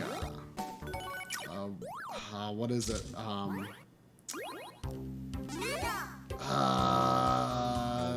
It's not takoyaki. I think it's yakitori. Not the squid one, but the chicken skewers one. Yeah. I get yakitori and takoyaki confused. We went to a chicken skewers place with Jimmy because Jimmy wanted to take us to a chicken skewers place, and of course he wasn't familiar with the immediate area, but he knew what kind of place he was looking for, and the place that we were about to go to was actually closing. And like closing down? No, I mean it was closing for the evening. Okay. It was because it was like 9 o'clock at night or something, Mm-hmm. and so we went hunting for another one, and Jimmy's like, "Oh, here's one," and I'm like, there's just like a tiny sign, and and like there's like nothing else, no other indication of like that it's there. Just like a tiny sign with a picture of I don't know what you call it, but it's like this like typical like. It's like some sort of like almost kabuki looking sort of. I don't think it was a kabuki face, but it was some kind of like stereotypical kind of face on it. And like we get in this elevator like from the outside. It's an exterior access elevator. And we go in, and then at the top of the elevator, like 4 or 6 floors up or something, here's this like hopping chicken joint. Like there's tons of people there at like 9 o'clock at night, and like otherwise like awesome. The street was like dead. Like there was like so minimal visual indication at least of, especially as someone who doesn't speak the language, that this place was even there. And like I still like don't entirely know how Jimmy like knew it was there. Well, you probably just saw a sign. I mean, yeah, but like I'm just like not used to like look for. I'm just like expecting like, okay, the place I'm going to is like accessible from the street, Mm-hmm. Like if I didn't see it there, if I couldn't see that there was a restaurant there, like I wouldn't have even gone to investigate further. But I guess in Japan, that's like you just know that it's totally normal for there to be a chicken joint, 6 floors up. It's very vertical. I mean, and the other interesting thing is like a lot of the stores in Akihabara, they some stores were multiple floors, and you would have to like check out on one floor of the store before going to the next.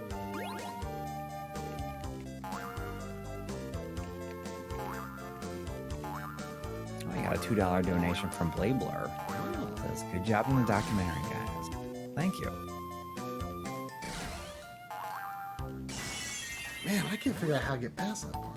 I think You gotta go back. You gotta bounce back. Yeah, I don't know. Since this is getting close to 11, I'm going to switch to something else. I'm going to pop in Castlevania: The Adventure so people can see just how bad it runs on real hardware. I mean, it is a GBA, but it's close enough real hardware.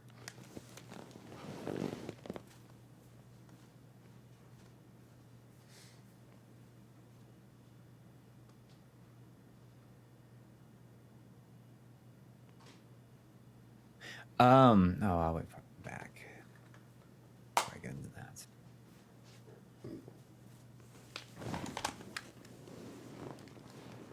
I think people just don't know how poorly made this How game bad it is. Yeah, it's pretty bad. It's pretty bad.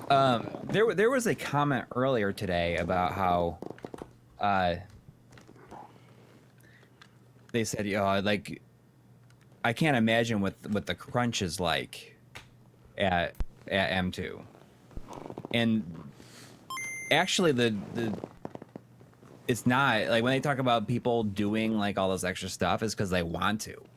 Yeah. When he talks about like the taking vacation, they've like are doing this stuff. They have actually it's pretty laid back there. Tokihiro Naito talks about how like he can just like take all this time off whenever he kind of feels like it. Yeah, he was saying like he just like kind of comes in when he wants. He like goes jogging in the morning. Yeah, and I think that like that's kind of it's much different than other studios for sure. And I think that part of that, I think that like that's how they get started on a lot of things that they want to do. Like they kind of talk about in the interview, the Shot Triggers interview, is that like they wanted to do Battle Garaga, and they just kind of did it on their own before like even asking to do it. Oh, we got said, $1 from D-Win. Well, thank you. But they said, we just did it because like we wanted to make this game, and we showed them, we look at what we've done. Can we like do this for real? Mm. So I think it's not the typical kind of crunch. I'm sure that they've obviously have had times where they've had to deliver on projects, and that may have been what has happened with like certain aspects of the Castlevania collection, where they had a certain deadline. See, the Castlevania collection, like a lot of people are complaining about, like there's it's like certain omissions which just seem kind of bizarre. Like there's no way to remap your controls. There's which M2 normally is very good about. Yeah, and the like the screen sizes are kind of weird. I think that like the original and pixel perfect options are reversed on certain games. Oh, okay. I was surprised that there's no Japanese soundtrack option for 3, which seems like something that they would. Well, apparently the Japanese versions are coming out a later patch or something. Okay, so that's good though. I think I heard that, but I don't know the source. But I could understand. Like it seemed weird that, so it's very possible like maybe they were like really rushed. Yeah. They didn't have, because I think they kind of talk about how they've like a lot of times they don't meet their deadline. They like are like delayed a little bit. I think they can get away with it because. Well, they do, yeah. I mean, we got a $1.99 from Ken Lung. He says, "Cool stream, thank you." But he says, I mean, I think that they're usually like they just take their time, and like even with Battle Garaga, they say during the interview that it'll be out like in 2 weeks, that they just kept on coming up with ideas of stuff that they really wanted to do. Mm-hmm. So they said, "Oh, I don't know if we can do this in time," but they ended up doing it. I got another $1 from D-Win. Thank you. But yeah, as you can see, this game has. Patrick Felton's like, this is aggressively not a good game. It's true. It is true. Like, you can see that there's just like constant screen tearing, like all up and down the screen. It moves very slow. I wish I could get to the. But yeah, there's that like a frame skip. It looks like the animations don't hold as long on certain. Yeah, frames. and I don't know if the clock varies with moving. There are definitely parts in the game where if your character is moving, the whole game's the game's, or if your character is not moving, the whole game speeds up. So I have this theory that the game is like constantly moving at half speed, and they were just like, ship it. Well, because they had this is a launch game. I mean, it must have been launch. I mean, it's pretty early, I think, but I'm not exactly clear on when it came out. I remember when I think I've told this story before, when the Game Boy Player came out, I was visiting my aunt and uncle and cousin, and I only had brought Game Boy Advance games with me, and I wanted to try original Game Boy games on it. And, you know, I may have had a similar reaction to what people were having with this game on the Castlevania collection, where I had never played it before. At the time, I'm not even sure if I knew there was a Castlevania game on the original Game Boy. And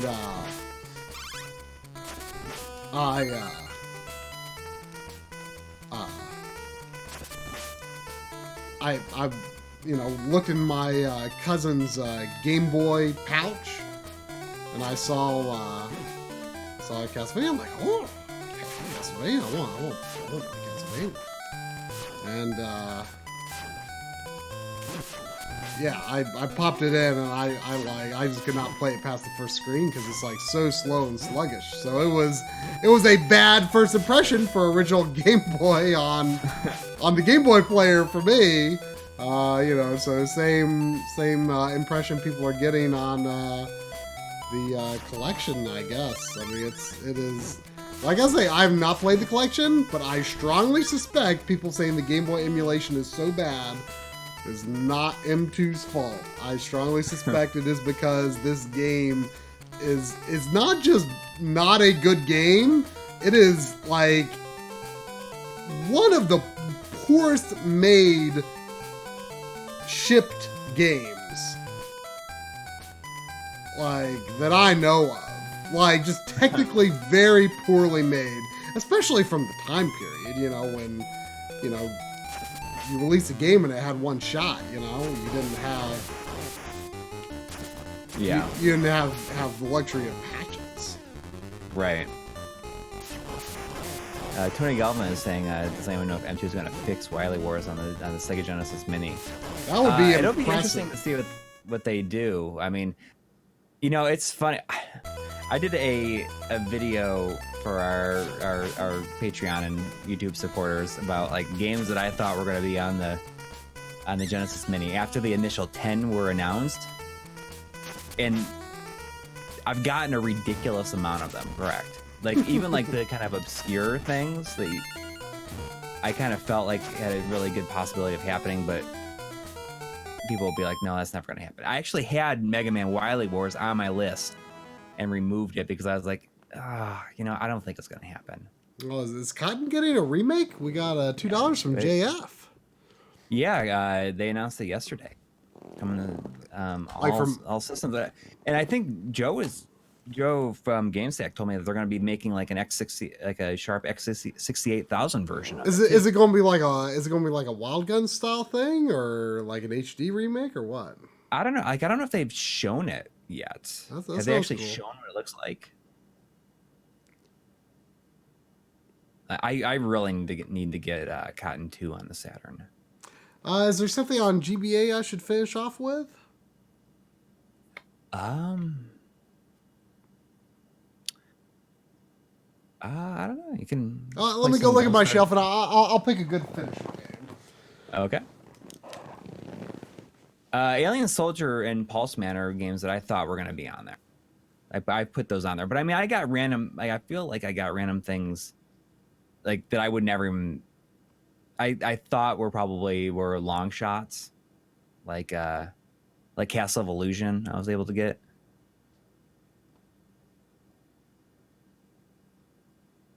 It's been kind of surprising. I almost feel like, you know, I wasn't gonna put Mega Man Wily Wars on my list. I mean, I had it on my list and removed it because I was like, that's actually like since it's 3 games, like would that throw their number off?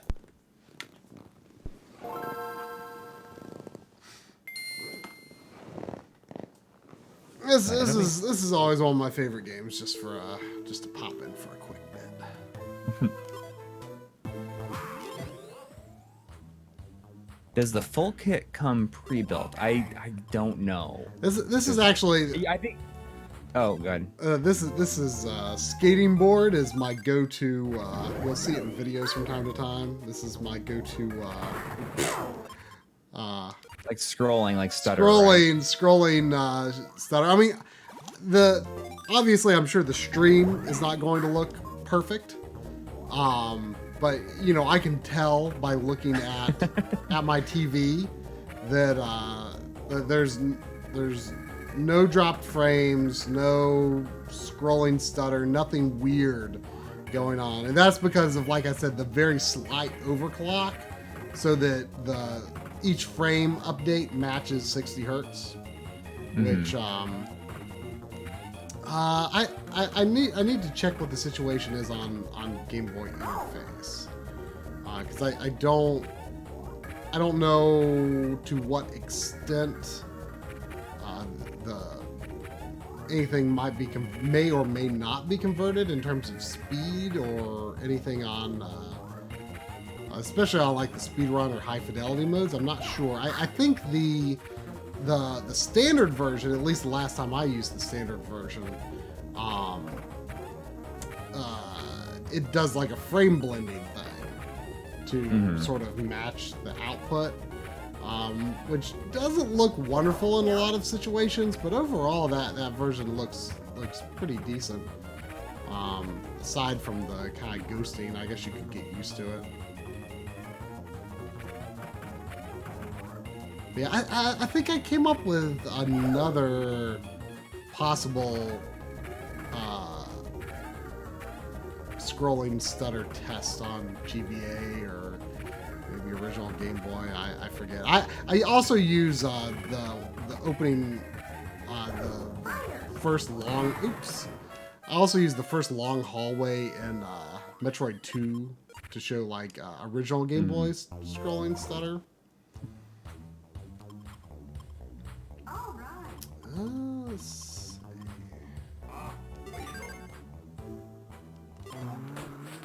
Yeah, it's the fact that the Genesis Mini is going to have some of the more rare games on the system is, you know, it's a big deal. It's a big deal, and it's very clear that they're kind of seeing this as like their last one.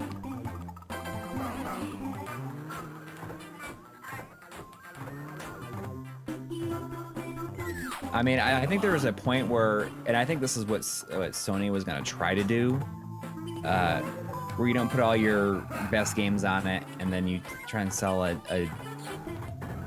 new one the next year with different games on it.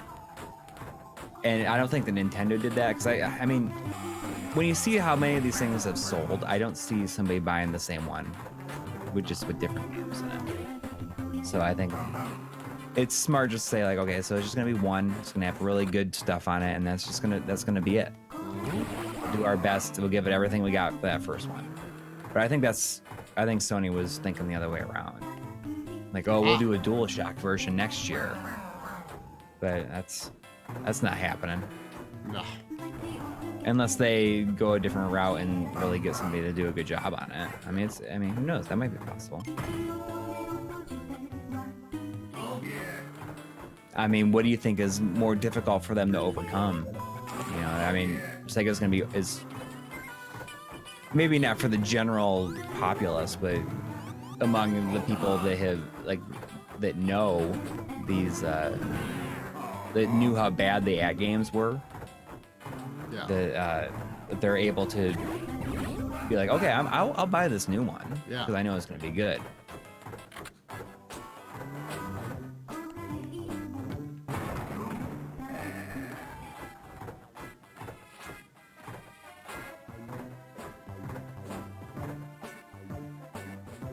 I mean, I'm excited about the Genesis Mini. Yeah. I mean, even though I have most of the games on it anyways, I just think I think they're cool to have. Like, you know, just like I like the box. How the box looks like this.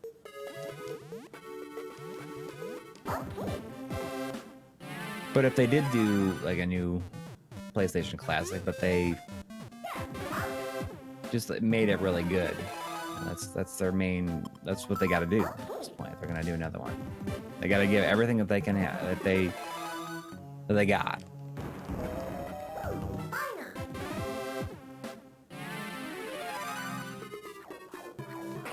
I know. I wish they were doing the Altered Beast box because that's the one. That's the one I had.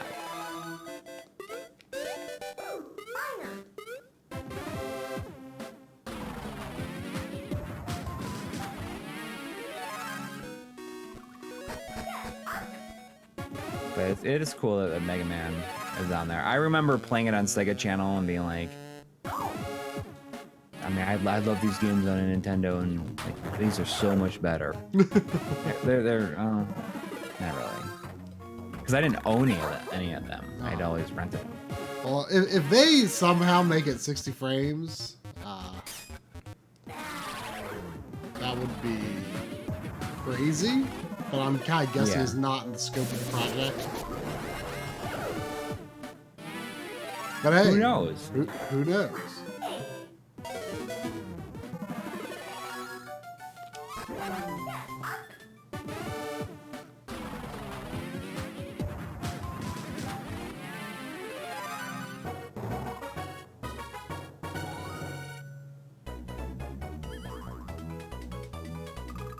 I have the GameCube version. Is the GameCube version any good? It has an emulation of this. I've never played the GameCube version, but it has an emulation of the original game on it. Otherwise, it has this version in it. It has this game in it. I don't know how well it's emulated though. Huh. I mean, I assume it's an emulation, not a port. I'm pretty sure it's like presented like a port. That'd be kind of interesting to look at. I mean, I think that's something we had talked about. Isn't that like an episode we had talked about? Games that had entire other games inside of them. Oh yeah, we may have had that idea a while back or something like that. Because I wanted to do something, because that was when I was like talking about the Quake 2 that came with. Yeah. But the thing is, the GameCube game, like that's like almost the main meat of the game. It's got like, I think it's got some original like sort of mini games or maybe even multiplayer type stuff built into it. But I've never played the GameCube version. Oh, I haven't. Maybe I should try it sometime and see how it is. But that'd be kind of a fun episode. I forgot about that. Yeah.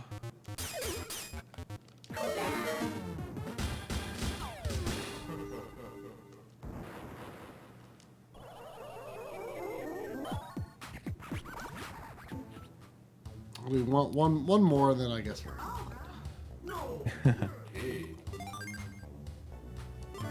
Have you've completed this game 100%? Yeah, I have.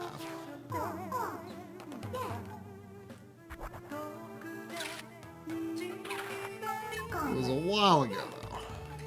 Yeah, I haven't bought a PlayStation Classic yet either. I mean, when it gets down to like, if it was like $24.99, I would definitely do it. Oh, I don't know. Does it really? I think I knew that somehow. Like the Arnold Palmer's Tournament Golf has Fantasy Zone in it. But like you're talking like it has the literal entire game. Yeah, I'm pretty sure it has it. I'm pretty sure that. But that's what you want the episode to be. Yeah. I mean, like Panzer Dragoon Orta has the entire first game in it.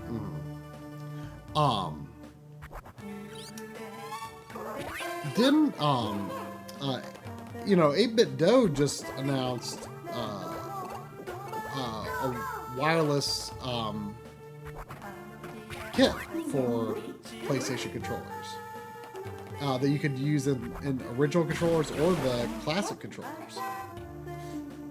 Really?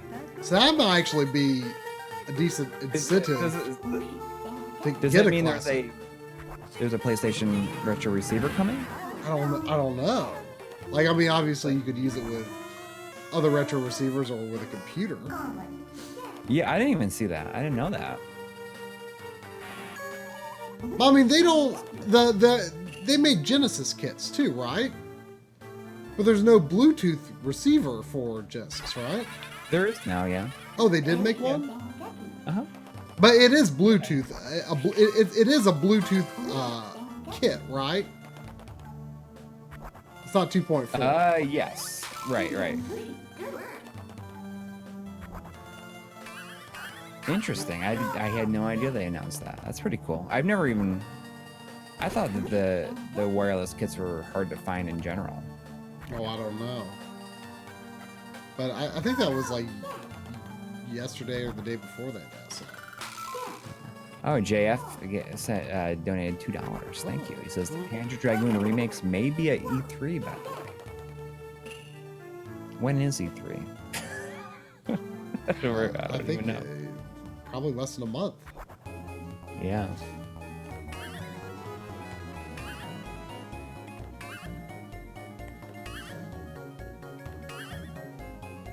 It shows you how on top of it I am.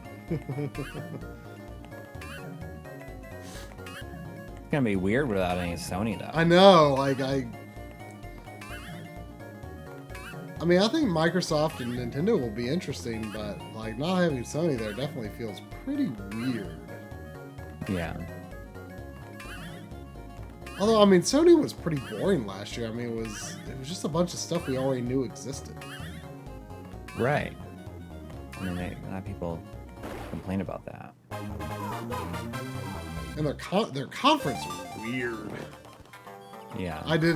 It might have been cool if you were there, but like for the home audience, it was just a very boring Right. I format. think that once they did that, they kind of realized that maybe we won't do one this year. Realize how good they had it.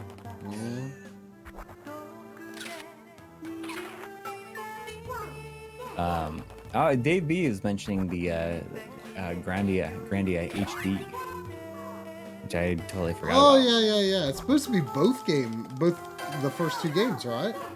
Yeah, but I mean, the first or the second one wouldn't take a lot to make HD. I think that there's already a PC There's already version. a PC version. Yeah, I don't know how it is, But it's the first one that that would be a I like the challenge. first one.